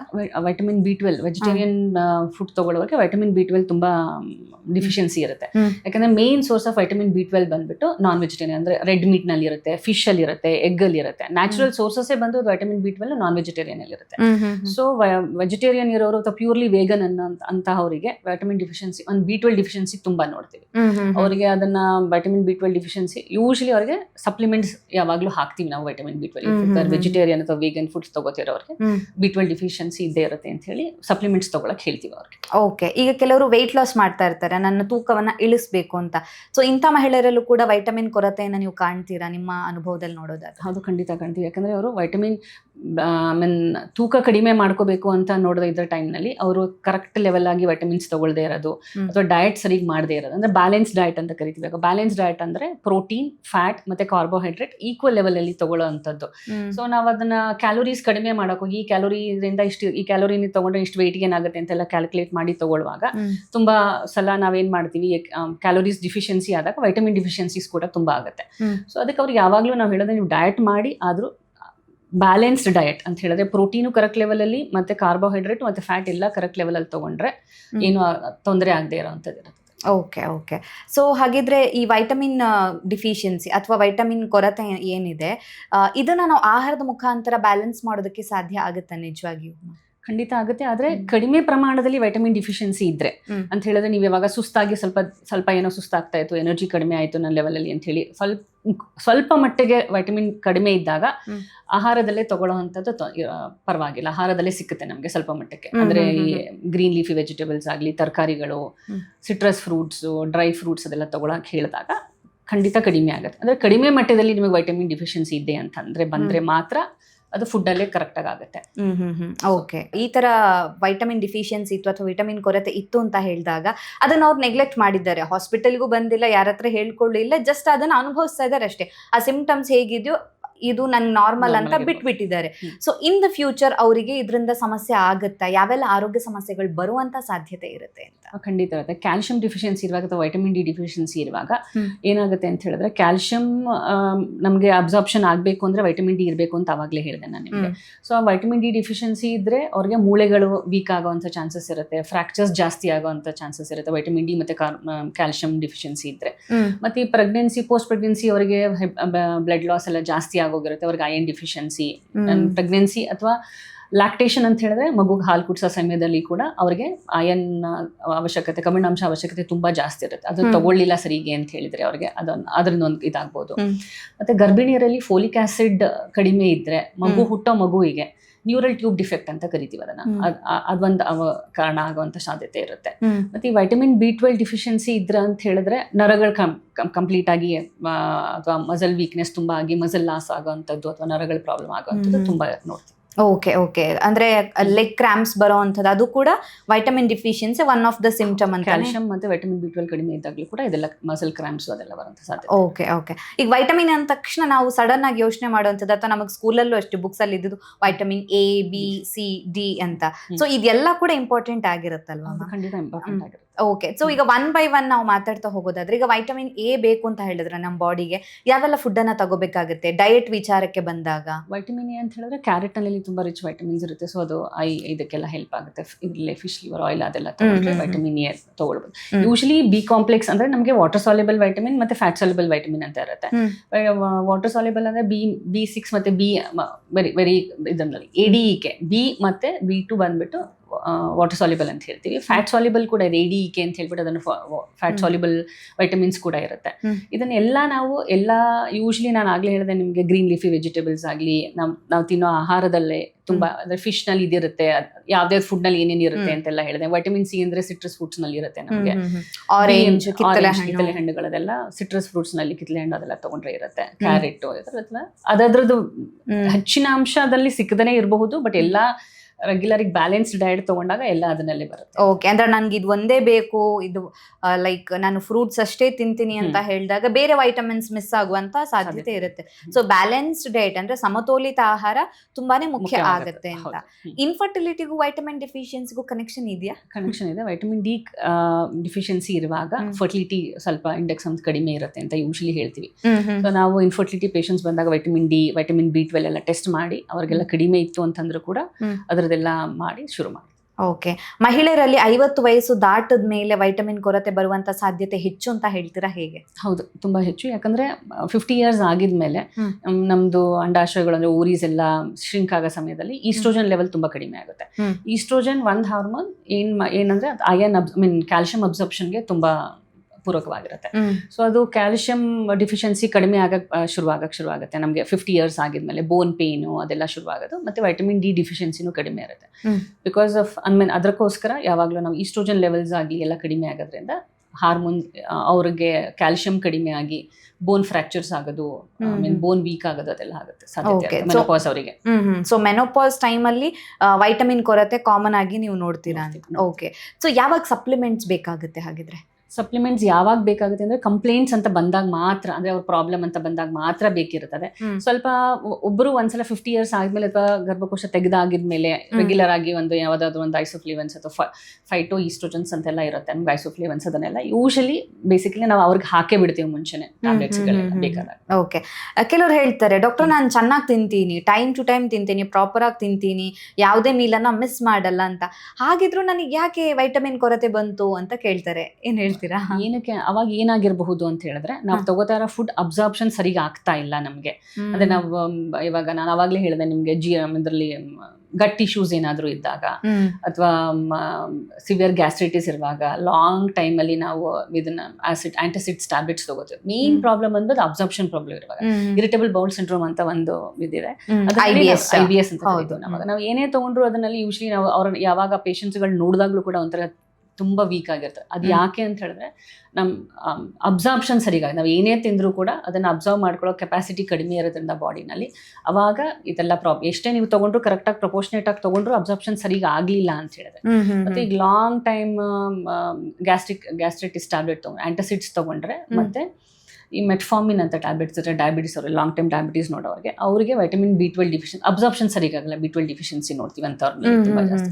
ಸೊ ಲಾಂಗ್ ಟೈಮ್ ಮೆಡಿಕೇಶನ್ ಇಂದನೂ ಆಗಿರ್ಬೋದು ಅಥವಾ ಗಟ್ ಇಶ್ಯೂಸ್ ಇಂದನೂ ಕೂಡ ಈ ತರ ನೀವು ಕೇಳಿದಾಗ ಎಲ್ಲ ತಗೊಂಡ್ರು ಯಾಕೆ ನನಗೆ ಈ ತರ ವೈಟಮಿನ್ ಡಿಫಿಷಿಯನ್ಸಿ ಇನ್ನ ಇದೆ ಅನ್ನೋದಕ್ಕೆ ಇದೊಂದು ಕಾರಣ ಇರುತ್ತೆ. ಓಕೆ, ಇನ್ ಕೆಲವರು ತಾವೇ ಮೆಡಿಕಲ್ಗೆ ಹೋಗ್ಬಿಟ್ಟು ವೈಟಮಿನ್ ಟ್ಯಾಬ್ಲೆಟ್ ಅನ್ನ ತಗೋತಾರೆ, ಅಂದ್ರೆ ಡಾಕ್ಟರ್ಸ್ ಹತ್ರ ಹೋಗೋದಿಲ್ಲ. So over the counter medicine ಏನಾದ್ರು ಎಫೆಕ್ಟ್ ಆಗುತ್ತಾ ಅಥವಾ ವೈಟಮಿನ್ಸ್ ಅಲ್ವಾ ಏನು ಆಗಲ್ಲ ಬಿಡಿ ಅಂತ ಹೇಳ್ತೀರಾ? ಯೂಶಲಿ ಆ ತರ ಮಾಡಬಾರ್ದು. ಈ ಬಿ ಕಾಂಪ್ಲೆಕ್ಸ್ ಅಂತ ಯೂಶಲಿ ಏನ್ ಮಾಡ್ತಾರೆ ಎಲ್ಲರೂ ಪೇಷಂಟ್ಸ್ ನಂಗೆ ಸ್ವಲ್ಪ ಮೌತ್ ಅಲ್ಸರ್ಸ್ ಇತ್ತು ಅಥವಾ ನಂಗೆ ಏನೋ ಸುಸ್ತಾಗ್ತಿತ್ತು, ನಾನೇ ಒಂದು ಬಿ ಕಾಂಪ್ಲೆಕ್ಸ್ ಸ್ಟಾರ್ಟ್ ಮಾಡ್ಕೊಂಡಿದ್ದೀನಿ, ರೆಗ್ಯುಲರ್ ಆಗಿ ಬಿ ಕಾಂಪ್ಲೆಕ್ಸ್ ತಗೋತಾ ಇದ್ದೀನಿ ಅಂತ ಹೇಳ್ತಾರೆ. ಅದು ಯೂಶಲಿ ಆ ಬಿ ಕಾಂಪ್ಲೆಕ್ಸ್ ಟ್ಯಾಬ್ಲೆಟ್ಸ್ಗಳಲ್ಲಿ ಸರಿಯಾದ ಪ್ರಮಾಣವಾಗಿ ನಮ್ಗೆ ಏನೇನು ಡಿಫಿಷಿಯನ್ಸಿ ಇದೆ ಅದು ಸಿಕ್ಕಿರಲ್ಲ, ಎಲ್ಲೋ ಕಡಿಮೆ ಅನ್ಸದಲ್ಲಿ. ಇವಾಗ ಒಂದು ಎಕ್ಸಾಂಪಲ್ ಅಂತ ಹೇಳಿದ್ರೆ ಅಯನ್ ಡಿಫಿಷಿಯನ್ಸಿ ಅನಿಮಿಯಾ ಇರುತ್ತೆ. ಅವ್ರು ನಾನು ಕಬ್ಬಿಣಾಂಶ ಕಡಿಮೆ, ತುಂಬಾ ಕಡಿಮೆ, ಅಯನ್ ಬಂದ್ಬಿಟ್ಟು 8 grams ಇರುವಾಗ ನಾನು ಮಲ್ಟಿವೈಟಮಿನ್ ತಗೊಂಡ್ರೆ ಅದ್ರಲ್ಲಿ ಮಾಡೋಕ್ಕಾಗಲ್ಲ ಅದನ್ನ. ಸೊ ಅದು ಐರನ್ ಮತ್ತೆ ಕ್ಯಾಲ್ಸಿಯಂ, ಆ ಮಲ್ಟಿವೈಟಮಿನ್ ನಲ್ಲಿ ಎಲ್ಲಾ ವೈಟಮಿನ್ಸ್ ಇರುತ್ತೆ, ಕಡಿಮೆ ಪ್ರಮಾಣದಲ್ಲಿ ಇರುತ್ತದೆ. ಫೋಲಿಕ್ ಆಸಿಡ್ ನಾವು ಪ್ರೆಗ್ನೆನ್ಸಿನಲ್ಲಿ 5 milligrams ಕೊಡ್ತೀವಿ, ಅದರಲ್ಲಿ ಬರೀ 1 milligram ಇರುತ್ತೆ. ಸೊ ಅಂತ ತಗೊಂಡಿಗೆ ಅವರೇ ಸೆಲ್ಫ್ ಮೆಡಿಕೇಶನ್ ಮಾಡ್ಕೊಳ್ಳೋದ್ರಿಂದ ಒಂದೊಂದ್ಸಲ ಟಾಕ್ಸಿಸಿಟಿನೂ ಆಗ್ಬೋದು. ಅವರಲ್ಲಿ ಚೆನ್ನಾಗಿ ವೈಟಮಿನ್ಸ್ ಇದ್ದು ಅಥವಾ ಪೌಷ್ಟಿಕವಾಗಿ ತಗೊಳ್ತಾ ಇದ್ರು ಕೂಡ ಅದನ್ನ ತಗೊಂಡು ಸುಮ್ಮನೆ ಅದನ್ನ ಟಾಕ್ಸಿಸಿಟಿ ಮಾಡ್ಕೊಳ್ದಿರೋದು ಒಳ್ಳೇದು, ಬಟ್ ಸೆಲ್ಫ್ ಮೆಡಿಕೇಶನ್ ಮಾಡ್ಕೊಳ್ದೇ ಇರೋದು ಬಹಳ ಒಳ್ಳೇದು. ಓಕೆ, ಈಗ ವೈಟಮಿನ್ ಕೊರತೆ ಇದೆ ಅನ್ನೋದನ್ನ ಪತ್ತೆ ಹಚ್ಚೋದಕ್ಕಿರುವಂತಹ ಟೆಸ್ಟ್ ಯಾವುದೆಲ್ಲ? ಈಗ ಕೆಲವರು ಇಯರ್ಲಿ ಒನ್ಸ್ ಚೆಕ್ ಮಾಡಿಸ್ತಾರೆ, ಫುಲ್ ಬಾಡಿ ಚೆಕ್ಅಪ್ ಅಂತ ಮಾಡಿಸ್ತಾರೆ, ಅವಾಗ ಗೊತ್ತಾಗ್ಬಿಡುತ್ತಾ? ಅಥವಾ ಈಗ ಹಾಸ್ಪಿಟಲ್ ನಿಮ್ಮ ಹತ್ರ ಬಂದಾಗ ಯಾವೆಲ್ಲ ಟೆಸ್ಟ್ ಅನ್ನ ನೀವು ರೆಕಮೆಂಡ್ ಮಾಡ್ತೀರಾ? ರೆಗ್ಯುಲರ್ ಆಗಿ ನಾವು ಕಾಮನ್ ಆಗಿ ನೋಡೋ ಅಂಥದ್ದು ವೈಟಮಿನ್ ಡಿ ಮತ್ತೆ ವೈಟಮಿನ್ B12 ಡಿಫಿಷಿಯನ್ಸಿ. ಸೊ ಅದಕ್ಕೆ ನಾವು ಆನ್ಯುವಲ್ ಚೆಕ್ಅಪ್ ನಲ್ಲಿ ಕಾಮನ್ ಆಗಿ ಎಲ್ಲರಿಗೂ ಮಾಡಿಸ್ತೀವಿ ಅದನ್ನ, B12 ಮತ್ತೆ D3. ಮಿಕ್ಕಿದ್ದು only if they come with symptoms ಅಂತ ಹೇಳಿದ್ರೆ, ನೀವು ಆಗ್ಲೇ ಹೇಳಿದ್ರೆ ಇವಾಗ ನಾನು ಚೆನ್ನಾಗಿ ತಿಂತಾನೂ ಇದೀನಿ, ಎಲ್ಲ ಆಗ್ತಾ ಇಲ್ಲ, ಅವಾಗ ಬೇರೆ ಏನಾದ್ರು ಡಿಫಿಷಿಯನ್ಸಿ ಇದೆಯಾ ಅಂತ ನೋಡ್ತೀವಿ. ಎಲ್ಲದಕ್ಕೂ ಒಂದೊಂದು ವೈಟಮಿನ್ ಡಿಫಿಷಿಯನ್ ಇರೋದ್ರಿಂದ ಸೊ ಬ್ಲಡ್ ಟೆಸ್ಟ್ಗಳು ಮಾಡಿ ಬರೀ ಆನ್ಯುವಲ್ ಚೆಕಪ್ ನಲ್ಲೇ ಎಲ್ಲ ವೈಟಮಿನ್ ಇನ್ಕ್ಲೂಡ್ ಆಗಲ್ಲ ಅಂತ ಹೇಳೋದು. ಎಲ್ಲ ಏನಾದ್ರೂ ಬೇರೆ, ಇವಾಗ ನೀವು ಬೇರೆ ಅವಾಗ ಹೇಳಿದ್ರೆ ಬಾಯಿ ಹುಣ್ಣೇನೋ ಇದೆ ನನಗೆ ಅಂತ ಹೇಳಿದಾಗ ವೈಟಮಿನ್ ಡಿ ಅಥವಾ ವೈಟಮಿನ್ B12 ಇಂದ ಬಾಯಿ ಹುಣ್ಣು ಕಡಿಮೆ ಆಗಲ್ಲ. ಸೊ ಅವಾಗ ನಾವು ಬೇರೆ ಏನಾದ್ರು ರಿಪೀಟೆಡ್ ಆಗಿ ಅದೇ ತರ ಬರ್ತಾ ಇದ್ರೆ ಬೇರೆ ರಕ್ತ ಪರೀಕ್ಷೆಗಳು ಕೂಡ ಇದೆ ಅದಕ್ಕೋಸ್ಕರ. ಓಕೆ, ನೀವು ಹಾಗೆ ಮಾತಾಡ್ತಾ ಹೇಳಿದ್ರಿ ಡಾಕ್ಟರ್, ಅಬ್ಸಾರ್ಪ್ಷನ್ ಕಡಿಮೆ ಆಗುತ್ತೆ, ಏನೇ ತಿಂದ್ರು ಕೂಡ ಮೈಗೆ ಹತ್ತಲ್ಲ ಅಂತ. ಹಾಗಾದ್ರೆ ವೈಟಮಿನ್ ಡಿಫಿಷಿಯನ್ಸಿ ಇರೋರು ಸಣ್ಣನೇ ಇರ್ತಾರ, ನೋಡೋದಕ್ಕೆ ತುಂಬಾ ದಪ್ಪ ಇದ್ರೆ, ಅಥವಾ ಒಬೇಸಿಟಿ ಇರುವಂತವರಲ್ಲಿ ವೈಟಮಿನ್ ಡಿಫಿಷಿಯನ್ಸಿ ಕಾಣಿಸಲ್ವಾ? ಹೇಗೆ? ಇಲ್ಲ, ಒಬೇಸಿಟಿ ಇರೋರ್ನಲ್ಲೂ ಕೂಡ ಕಾಣ್ತೀವಿ, ಏನೋ ಆತರ ಸಣ್ಣಾಗಿದ್ರು ದಪ್ಪ ಇದ್ರು ಅಂತರ ಎಲ್ಲ ಇರೋನಲ್ಲ. ಇಟ್ ಆಲ್ ಡಿಪೆಂಡ್ಸ್ ನಾವು ಹೆಂಗ ಆಹಾರ ಬ್ಯಾಲೆನ್ಸ್ಡ್ ಡಯಟ್ ತಗೊಂಡು ಎಲ್ಲ ಮಾಡ್ತೀವಿ ಅನ್ನೋದ್ರ ಮೇಲೆ ಡಿಪೆಂಡ್ ಆಗುತ್ತೆ. ದಪ್ಪ ಆಗಿರೋರ್ಗೂ ಕೂಡ ಅಥವಾ ಸಣ್ಣಾಗಿರೋರು ಕೂಡ ಇಬ್ಬರನ್ನಲ್ಲೂ ವೈಟಮಿನ್ ಡಿಫಿಷಿಯನ್ಸಿ ನೋಡ್ತೀವಿ. ಹಸಿ ತರಕಾರಿಗಳೇನಾದ್ರೂ ಹೆಲ್ಪ್ ಮಾಡುತ್ತಾ ಫುಡ್ ಅಂತ ಬಂದಾಗ? ತುಂಬಾ ಹೆಲ್ಪ್ ಮಾಡುತ್ತೆ. ಮತ್ತೆ ಅದು ಕೂಡ ನಿಮ್ ಬಾಡಿ ಇದ್ರ ಮೇಲೆ ಡಿಪೆಂಡ್ ಆಗುತ್ತೆ. ಒಬ್ಬರಿಗೆ ಹಸಿ ತರಕಾರಿ ತಗೊಂಡಿದ ತಕ್ಷಣ ಲೂಸ್ ಟೂಲ್ಸ್ ಆಗ್ಬೋದು, ಅದಕ್ಕೋಸ್ಕರ ನಾವು ಸ್ಟೀಮ್ಡ್ ತಗೊಳ್ಬಹುದು ಅಥವಾ ಬಾಯ್ಲ್ಡ್ ಕೂಡ ತಗೋಬಹುದು. ನಿಮ್ಗೆ ಯಾವ್ದು ಸೆಟ್ ಆಗುತ್ತೆ ನೋಡಿ ಅದನ್ನ ತಗೊಂಡ್ರೆ ಒಳ್ಳೇದಿರುತ್ತೆ. Okay okay. ಸೊ ಡಯಟ್ ಬಗ್ಗೆ ಬೇರೆ ಏನಾದ್ರು ಎಕ್ಸ್ಪ್ಲೈನ್ ಮಾಡಕ್ಕಿದೆಯಾ ಮ್ಯಾಮ್? ಅಂದ್ರೆ ವೈಟಮಿನ್ಗೆ ಸಂಬಂಧಪಟ್ಟ ಹಾಗೆ ಅಥವಾ ವೈಟಮಿನ್ ಡಿಫಿಷಿಯನ್ಸಿ ಬರದೇ ಇರೋ ರೀತಿಯಲ್ಲಿ ತಡೆಗಟ್ಟಬೇಕು ಅಂತ ಹೇಳಿದ್ರೆ, ಆಗ್ಲೇ ಹೇಳಿದ್ರೆ ನೀವು ಬ್ಯಾಲೆನ್ಸ್ಡ್ ಡಯಟ್ ಅಂತ, ಸೊ ಇದನ್ನ ಎಕ್ಸ್ಟೆಂಡ್ ಮಾಡಿ ಏನಾದ್ರು ಹೇಳ್ಬೋದಾ? ಬ್ಯಾಲೆನ್ಸ್ಡ್ ಡಯಟ್ ಅಂತ ಹೇಳಿದ್ರೆ ನಾನು ಆಗ್ಲೇ ಕರೆಕ್ಟ್ ಆಗಿ ಪ್ರಪೋರ್ಷನ್ಸ್ ಆಗಿ, ಅಂದ್ರೆ ಪ್ರೋಟೀನ್ ಇಷ್ಟೇ ಪ್ರಪೋರ್ಷನ್ ಆಗಿ ತಗೋಬೇಕು, ಫ್ಯಾಟ್ ಇಷ್ಟೇ ಪ್ರಪೋರ್ಷನ್ ಆಗಿ, ಮತ್ತೆ ಕಾರ್ಬೋಹೈಡ್ರೇಟ್ ಎಲ್ಲ ಮೂರು ತುಂಬಾ ಮುಖ್ಯವಾಗಿರುತ್ತೆ ನಮಗೆ. ಸೊ ಮೂರು ಮುಖ್ಯವಾಗಿ ತಗೊಳ್ಬೇಕು ಅಂತಂದ್ರೆ ನಮ್ ಬಾಡಿ ವೆಯ್ಟ್ ಮೆಷರ್ ಮಾಡಿ ಎಲ್ಲರಿಗೂ ಕೂತ್ಕೊಂಡು ತೂಕ ಮಾಡಿ ತಗೊಳ್ಳಿ ಅಂತೆಲ್ಲ ಹೇಳಕ್ ಬಹಳ ಕಷ್ಟ ಆಗುತ್ತೆ. ಸೊ ಅದಕ್ಕೋಸ್ಕರ ಅವ್ರಿಗೆ ಪ್ರತಿ ದಿವಸ ಅಥವಾ ಅಟ್ಲೀಸ್ಟ್ ಒಂದ್ ದಿನ ಬಿಡದಲ್ಲ ಸೊಪ್ಪುಗಳು, ಎವ್ರಿ ಡೇ ಸೊಪ್ಪುಗಳು ತಗೊಳ್ಳಿ ಅಂತ ಹೇಳ್ತೀವಿ. ಸೊಪ್ಪಿನ ಪಲ್ಯ, ಒಂದು ಊಟದಲ್ಲಿ ಯಾವಾಗ್ಲೂ ಸೊಪ್ಪಿನ ಪಲ್ಯ ಇರಬೇಕು. ಮತ್ತೆ ಸ್ಮಾಲ್ ಫ್ರೀಕ್ವೆಂಟ್ ಮೀಲ್ಸ್ ಅಂತ ಹೇಳ್ತೀವಿ. ಬೆಳಗ್ಗೆ ಬ್ರೇಕ್ಫಾಸ್ಟ್ ಯಾವುದೋ ಸ್ಕಿಪ್ ಮಾಡ್ದಲೆ ಕರೆಕ್ಟ್ ಆಗಿ ಬ್ರೇಕ್ಫಾಸ್ಟ್ ಏನ್ ತಿಂತಿದ್ರೆ ಅದು ಸ್ವಲ್ಪ ಕಡಿಮೆ ಪ್ರಮಾಣದಲ್ಲಿ ತಗೊಂಡು ಏನಾದ್ರೂ ಬ್ರೇಕ್ಫಾಸ್ಟ್ ನಾವು ಮನೇಲೆಲ್ಲ ಇವಾಗ ನಮ್ಮ ಸೌತ್ ಇಂಡಿಯನ್ ಮನೇಲಿ ಮಾಡುವಂಥದ್ದು ಪ್ರೋಟೀನ್ ರಿಚ್ ನಾವೀಗೆಲ್ಲ ನೋಡಿಯೇ ತಗೊಳ್ಬೇಕಂತ ಎಲ್ಲಾದ್ರಲ್ಲೂ ಪ್ರೋಟೀನ್ ಹತ್ರನೇ ಇದ್ದೇ ಇರುತ್ತೆ. ಸೊ ಸ್ಮಾಲ್ ಫ್ರೀಕ್ವೆಂಟ್ ಮೀಲ್ಸ್, ಹೊಟ್ಟೆ ತುಂಬಾ ಒಂದೇ ಸಲ ತಿನ್ನೋದು ಬೇಡ, ಪ್ರತಿ ಸ್ವಲ್ಪ ಕಡಿಮೆ ಮಾಡಿ ಪ್ರಮಾಣದಲ್ಲಿ ತಿಂದ್ರು ಕೂಡ ಹೆಲ್ಪ್ ಆಗುತ್ತೆ. ಒಳ್ಳೆ, ನಾನು ಆವಾಗಲೇ ಹೇಳಿದೆ ಫುಡ್ಸ್ಗಳು ಯಾವ್ದಾದ್ರು ಅಂತ, ಗ್ರೀನ್ ಲೀಫಿ ವೆಜಿಟೇಬಲ್ಸ್ ಅಂದ್ರೆ ಸೊಪ್ಪಿನಲ್ಲಿ ತುಂಬಾ ಒಳ್ಳೆ ಇದಿರುತ್ತೆ ಅಂತ ಹೇಳ್ತೀವಿ ಯಾವಾಗಲೂ. ಸೊಪ್ಪು ಮತ್ತೆ ಸಿಟ್ರಸ್ ಫ್ರೂಟ್ಸ್ಗಳಾಗ್ಲಿ, ಡ್ರೈ ಫ್ರೂಟ್ಸ್ ಅಂತ ಹೇಳಿದ್ರೆ ಇದೆಲ್ಲ ಅದರಲ್ಲೆಲ್ಲ ಹೆಚ್ಚಿನ ಅಂಶವಾಗಿ ವೈಟಮಿನ್ ಸಿಗುತ್ತೆ ನಮ್ಗೆ. ಓಕೆ, ಈ ಮಲ್ಟಿ ವೈಟಮಿನ್ಸ್ ಅಂತ ಹೇಳಿದ್ರೆ ಏನು? ಅದನ್ನ ತಗೊಂಡ್ರೆ ಸಾಕು ಅನ್ನೋ, ಅಂದ್ರೆ ಫುಡ್ ಅಲ್ಲಿ ನಾವೇನು ತಗೊಳ್ಳೋ ಅವಶ್ಯಕತೆ ಇಲ್ಲ, ಜಾಸ್ತಿ ಫೋಕಸ್ ಮಾಡೋ ಅವಶ್ಯಕತೆ ಇಲ್ಲ, ಆತರ ಥಿಂಕ್ ಮಾಡಬಹುದಾ? ಇಲ್ಲ, ಆಕ್ಚುಲಿ ಮಲ್ಟಿ ವೈಟಮಿನ್ ಅಂದ್ರೆ ಬಿ ಕಾಂಪ್ಲೆಕ್ಸ್ ಟ್ಯಾಬ್ಲೆಟ್ ನಲ್ಲಿ ಎಲ್ಲಾ ವೈಟಮಿನ್ಸ್ ಗಳು ಇರುತ್ತೆ. ಅದೇ ತುಂಬಾ ಕಡಿಮೆ ಪ್ರಮಾಣದಲ್ಲಿ ಇಟ್ಟಿರ್ತೀವಿ. ಎಲ್ಲಾ ವೈಟಮಿನ್ಸ್ ಗಳು ಇರುತ್ತೆ, ಐರನ್ ಆಗ್ಲಿ, ಕ್ಯಾಲ್ಸಿಯಂ ಆಗ್ಲಿ, ಫೋಲಿಕ್ ಆಸಿಡ್, ವೈಟಮಿನ್ ಡಿ ಎಲ್ಲ ಇರುತ್ತೆ. ಈಗ ವೈಟಮಿನ್ ಡಿ ಡಿಫಿಷಿಯನ್ಸಿ ಇರುತ್ತೆ, ನಾವು ಬ್ಲಡ್ ಟೆಸ್ಟ್ ಮಾಡಿದಾಗ ವೈಟಮಿನ್ ಡಿಫಿಷಿಯನ್ಸಿ 6 ಗಿಂತ ಕೆಳಗಡೆ ಇರ್ಬೋದು. ಅವಾಗ ನೀವು ಬರೀ ಮಲ್ಟಿ ವೈಟಮಿನ್ ತಗೋತಾ ಇದ್ದ ನಂದು ಯಾಕೆ ಡಿ ಡಿಫಿಷಿಯನ್ಸಿ ಆಯ್ತು ಅಂತ ಕೇಳಿದ್ರೆ, ವೈಟಮಿನ್ ಡಿ ಡಿಫಿಷಿಯನ್ಸಿ ಇರುವಾಗ ಇಷ್ಟೇ ಲೆವೆಲ್ ಅಲ್ಲಿರೋ ವೈಟಮಿನ್ ಡಿ ತಗೊಳ್ಬೇಕು ಅಂತ ಇರುತ್ತೆ. ನಾವು 60,000 ಅಥವಾ 60K ಅಂತ ಏನ್ ಹೇಳ್ತೀವಿ ಅದನ್ನ ಯೂನಿಟ್ಸ್ ತಗೋಬೇಕಂದ್ರೆ ವಾರಕ್ಕೆ ಒಂದ್ಸಲ ತಗೊಳ್ಬೇಕಾಗಿರುತ್ತೆ ಅದನ್ನ. ಬಟ್ ನೀವು ದಿವಸ ತಗೊಂಡ್ರು ಅಷ್ಟು ಲೆವೆಲ್ ರೀಚ್ ಆಗಲ್ಲ ನಾವು ಅಷ್ಟು ಕೊಟ್ಟರು ಅದನ್ನ. ಅಯನ್ ಡಿಫಿಷಿಯನ್ಸಿ, ಇವಾಗ ಅಯನ್ ತುಂಬಾ ಕಡಿಮೆ ಇದ್ದಾಗ ಕ್ಯಾಲ್ಸಿಯಂ ಮತ್ತೆ ಅಯನ್ ಎರಡು ಒಟ್ಟಿಗೆ ಅಬ್ಸಾರ್ಪ್ಷನ್ ಆಗಲ್ಲ ನಮಗೆ. ಸೊ ಕ್ಯಾಲ್ಸಿಯಂ ಬೇರೆ ಟೈಮಲ್ಲಿ ಕೊಡಬೇಕು, ಅಯನ್ ಬೇರೆ ಟೈಮಲ್ಲಿ ಕೊಡಬೇಕು ನಾವು. ಸೊ ಅದನ್ನ ನಾವು ಕ್ಯಾಲ್ಕುಲೇಟ್ ಮಾಡಿ ಎಷ್ಟು ಡಿಫಿಷಿಯನ್ಸಿ ಇದೆ ಅಂತ ಹೇಳಿ ಅದರದಕ್ಕೆ ಏನೇನು ಟ್ರೀಟ್ಮೆಂಟ್ ಬೇಕು ಅದನ್ನ ಹಾಕ್ತಿವಿ. ಮಲ್ಟಿವೈಟಮಿನ್ ಟ್ಯಾಬ್ಲೆಟ್ ನಲ್ಲಿ ಕಂಪ್ಲೀಟ್ ಆಗಿ ಎಲ್ಲಾ ವೈಟಮಿನ್ಸ್ ಸಿಕ್ಕಲ್ಲ. ಓಕೆ, ಸೊ ಅದ್ರ ಜೊತೆಗೆ ಫುಡ್ ಅಲ್ಲಂತೂ ನಾವು ಫೋಕಸ್ ಮಾಡ್ಲೇಬೇಕಾಗತ್ತೆ. ಜೊತೆಗೆ ಅದು ತಗೊಂಡು ಫುಡ್, ಮತ್ತೆ ಏನಾದ್ರು ತುಂಬಾ ಕಡಿಮೆ ಇದ್ರೆ ಬ್ಲಡ್ ಟೆಸ್ಟ್ ಮಾಡಿ ಆಮೇಲೆ ಅದು ಯಾವ್ದು ಡಿಫಿಷಿಯನ್ಸಿ ಇದೆ ಅಂತ ನೋಡಿ ತಗೊಂಡ್ರೆ ಒಳ್ಳೇದು. ಓಕೆ, ಸಪ್ಲಿಮೆಂಟ್ಸ್ ನ ಜೊತೆಗೆ ಡಯಟ್ ತುಂಬಾನೇ ಮುಖ್ಯ ಆಗಿರುತ್ತೆ ಅಂತ. Okay, so vitamin D deficiency ನೀವು ಮಾತಾಡಿದಾಗ ನನ್ಗೆ ಒಂದ್ ನೆನಪಾಯ್ತು. ನಾವು ಕಾಮನ್ ಆಗಿ ವೈಟಮಿನ್ ಡಿ ಅಂದ್ರೆ ಸೂರ್ಯನ ಬೆಳಕು ಅಷ್ಟೇ ಅಂತ ಫೋಕಸ್ ಮಾಡ್ತೀವಿ. ಸೊ ಈಗ ಸೂರ್ಯನ ಬೆಳಕು ಚೆನ್ನಾಗಿ ಬೀಳೋರಿಗೆ ವೈಟಮಿನ್ ಡಿ ಡಿಫಿಷಿಯನ್ಸಿ ಇರೋದಿಲ್ವಾ ಮ್ಯಾಮ್? ಇರುತ್ತೆ, ಖಂಡಿತ ಇರುತ್ತೆ, ಅವ್ರಿಗೂ ಇರುತ್ತೆ. ಅಂದ್ರೆ ಯೂಶಲಿ ನಾವು ಹೇಳೋದು ಅಯನ್ ವೈಟಮಿನ್ ಡಿ ಇದ್ರೆ ಕ್ಯಾಲ್ಸಿಯಂ ಅಬ್ಸಾರ್ಪ್ಷನ್ ಚೆನ್ನಾಗುತ್ತೆ ಅಂತ. ಸೊ ಅದಕ್ಕೆ ಯಾವಾಗ್ಲೂ ಡಾಕ್ಟರ್ಸ್ ಹೇಳ್ತೀವಿ ಒಂದು 10-15 ನಿಮಿಷ ಬಿಸಿಲಿನಲ್ಲಿ. ನಾನು ಇವಾಗ ನಿಮ್ಗೆ ಅವಾಗ್ಲೇ ಹೇಳಿದೆ, ಬೆಳಗ್ಗೆ 8 ಗಂಟೆಯಿಂದ ಸಾಯಂಕಾಲ 8 ಗಂಟೆವರೆಗೂ ಆಫೀಸ್ ಒಳಗಡೆನೆ ಇರ್ತೀವಿ ನಾವು. ಸೊ ಕ್ಯಾಲ್ಸಿಯಂ ಡಿಫಿಷಿಯನ್ಸಿ ಕಡಿಮೆ ಮಾಡಬೇಕು ಅಂತ ಹೇಳಿದ್ರೆ ನಿಮಗೆ ವೈಟಮಿನ್ ಡಿ ಇರಲೇಬೇಕು. ವೈಟಮಿನ್ ಡಿ ಒಂದು ಸೋರ್ಸ್ ನಮ್ದು ಸೂರ್ಯನ ಕಿರಣದಿಂದ ಬರುತ್ತೆ ಅಂತ ಹೇಳ್ತೀವಿ. ಅದಕ್ಕೋಸ್ಕರ ಬೆಳಗ್ಗೆ ಹೊತ್ತು ಅಟ್ಲೀಸ್ಟ್ ಯಾವಾಗ್ಲೂ 7 ಗಂಟೆಯಿಂದ ಅಥವಾ ಸಾಯಂಕಾಲ 5 ಗಂಟೆ ಟೈಮಲ್ಲಿ ಬಿಸಿಲಿರುವಾಗ ವಾಕಿಂಗ್ ಮಾಡಿ ಅಂತೆಲ್ಲ ಯೂಶಲಿ ಅವರಿಗೆ. Okay okay. ಸೊ ಈಗ ಮಹಿಳೆಯರು ಅಂತ ಬಂದಾಗಿ, ಈಗ ವಿಲೇಜ್ ಅಲ್ಲಿರೋರು ಮತ್ತೆ ಟೌನ್ ಅಲ್ಲಿರೋರು, ಸೊ ಅರ್ಬನ್ ಮತ್ತೆ ರೂರಲ್ ಅಲ್ಲಿ ಡಿಫ್ರೆನ್ಸ್ ಏನಾದ್ರು ಇರುತ್ತಾ? ಲೈಕ್ ಟೌನ್ ಅಲ್ಲಿರೋರು ಅಥವಾ ಪೇಟೆಲಿರೋರು ಜಾಸ್ತಿ ಫೋಕಸ್ ಮಾಡ್ತಾರೆ ಡಯಟಿಗೆ, ತಿಂತಾರೆ, ಅವರಲ್ಲಿ ಏನೋ ಪ್ರಾಬ್ಲಮ್ ಇಲ್ಲ. ಸೊ ಹಳ್ಳಿಲಿರೋರಲ್ಲಿ ಪ್ರಾಬ್ಲಮ್ ಇರುತ್ತೆ, ಆ ತರ ಏನಾದ್ರು ಇರುತ್ತಾ ಮ್ಯಾಮ್? ಹೇಗೆ? ಯೂಶಲಿ ಇರುತ್ತೆ. ನಾವು ರೂರಲ್ ಏರಿಯಾದಲ್ಲಿ ಅಯನ್ ಡಿಫಿಷಿಯನ್ಸಿ ಅನಿಮಿಯಾ ತುಂಬಾ ನೋಡ್ತೀವಿ. ಇಲ್ಲಿ ಅಂದ್ರೆ ಅರ್ಬನ್ ಇದನ್ನೆಲ್ಲ ಕ್ಯಾಲ್ಸಿಯಂ ಆಗ್ಲಿ ಅಥವಾ ವೈಟಮಿನ್ ಡಿ ಡಿಫಿಷಿಯನ್ಸಿ ಆ ತರ ನೋಡ್ತೀವಿ. ಅಯನ್ ಡಿಫಿಷಿಯನ್ಸಿ ಯಾಕೆ ಅಂತ ಹೇಳಿದ್ರೆ ಹಳ್ಳಿಗಳಲ್ಲಿ, ರೂರಲ್ ಅಲ್ಲಿ ಸರಿಯಾದ ಪ್ರಮಾಣದಲ್ಲಿ ಅಥವಾ ಪ್ರಪೋರ್ಷನಲಿ ಮೋಸ್ಟ್ಲಿ ಅವರು ಊಟ ಮಾಡದೇ ಇರೋದು ಅಥವಾ ಬ್ಲೀಡಿಂಗ್ ಜಾಸ್ತಿ ಆಗ್ತದೆ. ಹಾಗೆ ಅಲ್ಲಿ ಅವರು ಅರ್ಬನ್ ಏರಿಯಾದವರು ಒಂದ್ ಚಿಕ್ಕ ಸಮಸ್ಯೆ ಇದ್ರು ಬಂದು ಡಾಕ್ಟರ್ ನೋಡ್ಬೇಕು ಅಥವಾ ಇದನ್ನೇ ತಗೋಬೇಕು ಅನ್ನೋದ್ರಲ್ಲಿ ಸ್ವಲ್ಪ ಕಡಿಮೆ ಇರುತ್ತೆ. ಹೌದು ಹೌದು. ರೂರಲ್ ಅವರಿಗೆ ಅಂದ್ರೆ ಅರ್ಬನ್ ಅಲ್ಲಿ ಇರೋರಿಗೆ ಅಂದ್ರೆ ಇಲ್ಲಿ ಬ್ಯಾಂಗ್ಳೂರ್ ಸಿಟಿಯಲ್ಲಿ ಇರೋರಿಗೆ ಒಂದ್ ಸ್ವಲ್ಪ ಒಂದು ಸೋಷಿಯಲ್ ಮೀಡಿಯಾ ಇಂದ ಇರ್ಬೋದು ಅಥವಾ ಬೇರೆ ಎಲ್ಲಿಂದನಾದ್ರೂ ಹೋಗ್ ತೋರ್ಸ್ಕೊಳ್ಳೋಣ ಅನ್ನೋದೊಂದು ಒಂದ್ ಸ್ವಲ್ಪ ಇರುತ್ತೆ. ಸೊ ಯೂಶ್ಲಿ ನಾವು ರೂರಲ್ ಅಲ್ಲಿ ನೋಡೋದು ಅನಿಮಿಯಾ ತುಂಬಾ ಜಾಸ್ತಿ, ಐರನ್ ಡಿಫಿಷಿಯನ್ಸಿ ಅನಿಮಿಯಾ ತುಂಬಾ ಜಾಸ್ತಿ. ಈ ವಿಚಾರದ ಬಗ್ಗೆ ಮಿತ್ಸ್ ಏನಾದ್ರು ಇದೆಯಾ ಮ್ಯಾಮ್ ನಿಮಗೆ ಗೊತ್ತಿರೋ ಹಾಗೆ, ಅಥವಾ ಅರ್ಥ ಮಾಡ್ಕೊಂಡಿರುವಂತಹ ರೀತಿ ಏನೋ ಸ್ವಲ್ಪ ತಪ್ಪಾಗಿದೆ ಅನ್ನೋ ತರದ್ ಏನಾದ್ರು ಇದೆಯಾ ಅಂತ? ಅಂದ್ರೆ ಸಿಂಪ್ಟಮ್ಸ್ ವಿಚಾರದಲ್ಲೇ ಹೇಳ್ಬೋದು, ತುಂಬಾ ನೆಗ್ಲೆಕ್ಟ್ ಮಾಡ್ಬಿಡ್ತಾರೆ, ಅಯ್ಯೋ ನನ್ಗ ನೆನ್ನೆ ರಾತ್ರಿ ನಿದ್ದೆ ಬಂದಿಲ್ಲ ಅಥವಾ ಫುಡ್ ಸರಿಯಾಗಿ ತಿಂದಿಲ್ಲ ಅನ್ನೋ ತರದ್ದು ಒಂದಿಷ್ಟು ಥಾಟ್ಸ್ ಇರುತ್ತೆ. ಸೊ ಮಹಿಳೆಯರಿಗೆ ನಿಮ್ ಕಡೆಯಿಂದ ಏನಾದ್ರು ಟಿಪ್ಸ್ ಇದೆಯಾ ಈ ವಿಚಾರಕ್ಕೆ ಸಂಬಂಧ? ಅದೇ ನಾನು ಆವಾಗಲೇ ಹೇಳಿದ ಪ್ರಕಾರ ಸರಿಯಾಗಿ ಒಂದ್ 8 ಗಂಟೆಗಳ ಕಾಲ ನಿದ್ರೆ ಮಾಡಿ, ಚೆನ್ನಾಗಿ ನೀರ್ ಕುಡಿಬೇಕು, ಹೈಡ್ರೇಟ್ ಯುವರ್ ಸೆಲ್ಫ್, ಅಂದ್ರೆ ಮೋರ್ ದೆನ್ 2-3 ಲೀಟರ್ ನೀರ್ ಕುಡಿದು ಎಲ್ಲ ಅದು ಬಿಟ್ರೆ ಮತ್ತೆ ನೀರಿನ ಹೈಡ್ರೇಷನ್ ಬಗ್ಗೆ, ಬ್ಯಾಲೆನ್ಸ್ಡ್ ಡಯಟ್ ಬಗ್ಗೆ ಅದೆಲ್ಲ ಒಂದ್ ಕಡೆಯಿಂದ ಕರೆಕ್ಟ್ ಆಗಿ ನೋಡಿದ್ರೆ ಅಂದ್ರೆ ಆ ಡಿಫಿಷಿಯನ್ಸಿ ಏನು ಇಲ್ಲ ಅಂತ ಹೇಳಿದ್ರೆ ಪರವಾಗಿಲ್ಲ ಅನ್ಸುತ್ತೆ.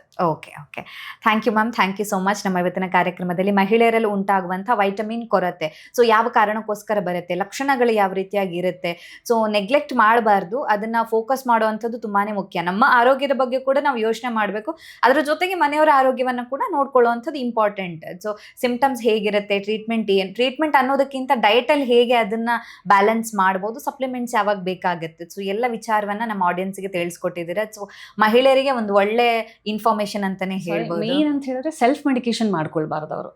ಏನೇ ಇದ್ರು ಅಟ್ಲೀಸ್ಟ್ ನಮ್ಮಲ್ಲಿ ಬಂದು ಮಾತನಾಡಿ, ಅಂದ್ರೆ ನೀವ್ ಆಗ್ಲೇ ಹೇಳಿದ್ರೆ ಪರವಾಗಿಲ್ಲ ಬಿಡು, ರೆಸ್ಟ್ ತಗೊಂಡ್ರೆ ಸರಿ ಆಗುತ್ತೆ, ನಾವು ಬೇರೆಯವ್ರದ್ದೇ ಇಂಪಾರ್ಟೆನ್ಸ್ ತುಂಬಾ ಕೊಡ್ತಿರ್ತಾರೆ. ಅದು ಬಿಟ್ಟು ನಮ್ದು ಒಂದ್ ಲೈಫ್ ಇದೆ, I am also important in this family ಅನ್ನೋದು ಬಂದ್ರೆ ಅವರಿಗೆ ಅಂದ್ರೆ ಇವಾಗಿನೆಲ್ಲ ಮಹಿಳೆಯರಲ್ಲಿ ನೋಡ್ತೀವಿ, ಬಟ್ ಸ್ಟಿಲ್ ಅಂದ್ರೂ ಎಷ್ಟೋ ಜನ ಇದಾರೆ, ನನ್ ಮಗ ಫಸ್ಟು, ನನ್ ಮಕ್ಳು ಫಸ್ಟು, ನನ್ನ ಹಸ್ಬೆಂಡು, ಮನೆಯವರೆಲ್ಲ, ದೆನ್ ಇನ್ ದ ಎಂಡ್ ಇವ್ರು ಬರೋದು. ಮೇನ್ ಆಕ್ಚುಲಿ ನಮಗೆ ಫಿಮೇಲ್ಸ್ಗೆ ನಾನು ಆಗ್ಲೇ ಹೇಳಿದೆ ನಿಮಗೆ ಮೇನ್ ಸ್ಟೇಜಸ್ ನಮ್ ಗರ್ಭಿಣಿ ಆಗಿರ್ಬೋದು ಅಥವಾ ಋತುಚಕ್ರ, ಪೆನೋಪಾಸ್, ಪೆರಿಮೆನೋಪಾಸ್ ಎಲ್ಲ ಇರೋದ್ರಿಂದ ವೈಟಮಿನ್ಸ್ ತುಂಬಾ ಮುಖ್ಯ. ನಾವು ಒಂದು ಫ್ಯಾಮಿಲಿನಲ್ಲಿ ಮೇನ್ ಇಂಪಾರ್ಟೆಂಟ್ ಪಾರ್ಟ್ ಅನ್ನೋದು ಅವ್ರಿಗೆ ಗೊತ್ತಾಗಿ ಸೆಲ್ಫ್ ಮೆಡಿಕೇಶನ್ ಮಾಡ್ಕೊಳ್ಳೋದಲ್ಲೇ ನಮ್ಮಲ್ಲಿ ಬಂದೆಲ್ಲ ಮಾಡಿದ್ರೆ ಅದೊಂದು ತುಂಬಾ ಓಕೆ. ಸೊ ಮಹಿಳೆಯರು ತಮ್ಮ ಆರೋಗ್ಯದ ಬಗ್ಗೆ ಕೂಡ ಗಮನ ವಹಿಸಲೇಬೇಕಾಗತ್ತೆ. ಯಾಕಂತ ಹೇಳಿದ್ರೆ ನಮಗೆ ಪೀರಿಯಡ್ಸ್ ಸ್ಟಾರ್ಟ್ ಆಗೋದ್ರಿಂದ ಹಿಡಿದು ಮೆನೋಪಾಸ್ ಆಗೋ ತನಕನೂ ಫ್ಲಕ್ಚುಯೇಷನ್ಸ್ ಆಗ್ತಾನೆ ಇರುತ್ತೆ, ಹಾರ್ಮೋನ್ ವೇರಿಯೇಷನ್ಸ್ ಆಗ್ತಾ ಇರುತ್ತೆ. ಸೊ ಅದ್ರ ಜೊತೆಗೆ ನಮ್ಮನ್ನ ಕೆರಿಯರ್ ಅಂತ ಇರುತ್ತೆ. ಈಗಿನ ವುಮೆನ್ ಯಾರು ಕೂಡ ಮನೇಲಿ ಕೂರೋದಿಲ್ಲ, ಕೆಲ್ಸಕ್ಕೆ ಹೋಗ್ತಾರೆ, ಅಲ್ಲಿ ಒಂದಿಷ್ಟು ಸ್ಟ್ರೆಸ್ ಇರುತ್ತೆ. ಸೊ ಅದನ್ನ ಬ್ಯಾಲೆನ್ಸ್ ಮಾಡ್ಕೊಂಡು, ಮನೆಯನ್ನ ಬ್ಯಾಲೆನ್ಸ್ ಮಾಡ್ಕೊಂಡು, ತಮ್ಮ ಆರೋಗ್ಯವನ್ನು ಬ್ಯಾಲೆನ್ಸ್ ಮಾಡ್ಕೊಳ್ಳುವಂಥದ್ದು ತುಂಬಾನೇ ಮುಖ್ಯ ಆಗಿರುತ್ತೆ ಅಂತ. So thank you ma'am, thank you so much. Thank you. ನಮ್ಮ ಇವತ್ತಿನ ಕಾರ್ಯಕ್ರಮದಲ್ಲಿ ವೈಟಮಿನ್ ಕೊರತೆ ಮಹಿಳೆಯರಲ್ಲಿ ಯಾವ ಕಾರಣಕ್ಕೋಸ್ಕರ ಉಂಟಾಗುತ್ತೆ, ಅದರಿಂದ ಉಂಟಾಗುವಂತಹ ಲಕ್ಷಣಗಳು ಏನು, ನಮ್ಮ ಆಹಾರದ ಮುಖಾಂತರ ಅದನ್ನ ಹೇಗೆ ಬ್ಯಾಲೆನ್ಸ್ ಮಾಡಬೇಕಾಗುತ್ತೆ, ಹಾಗೇನೆ ಮಹಿಳೆಯರು ತಮ್ಮ ಆರೋಗ್ಯದ ಬಗ್ಗೆ ಕೂಡ ನಾವು ಯಾಕೆ ಫೋಕಸ್ ಮಾಡಬೇಕು ಅನ್ನೋದ್ರ ಬಗ್ಗೆ ಡಾಕ್ಟರ್ ನಮಗೆ ಹೆಚ್ಚಿನ ಮಾಹಿತಿನ ತಿಳಿಸ್ಕೊಟ್ಟಿದ್ದಾರೆ. ಆರೋಗ್ಯಕ್ಕೆ ಸಂಬಂಧಿಸಿದಂತಹ ಹೆಚ್ಚಿನ ವಿಡಿಯೋಗಳನ್ನ ನಮ್ಮ ವಿಜಯ ಕರ್ನಾಟಕ ಹೆಲ್ತ್ ಪೇಜ್ ನಲ್ಲಿ ನೀವು ನೋಡಬಹುದು.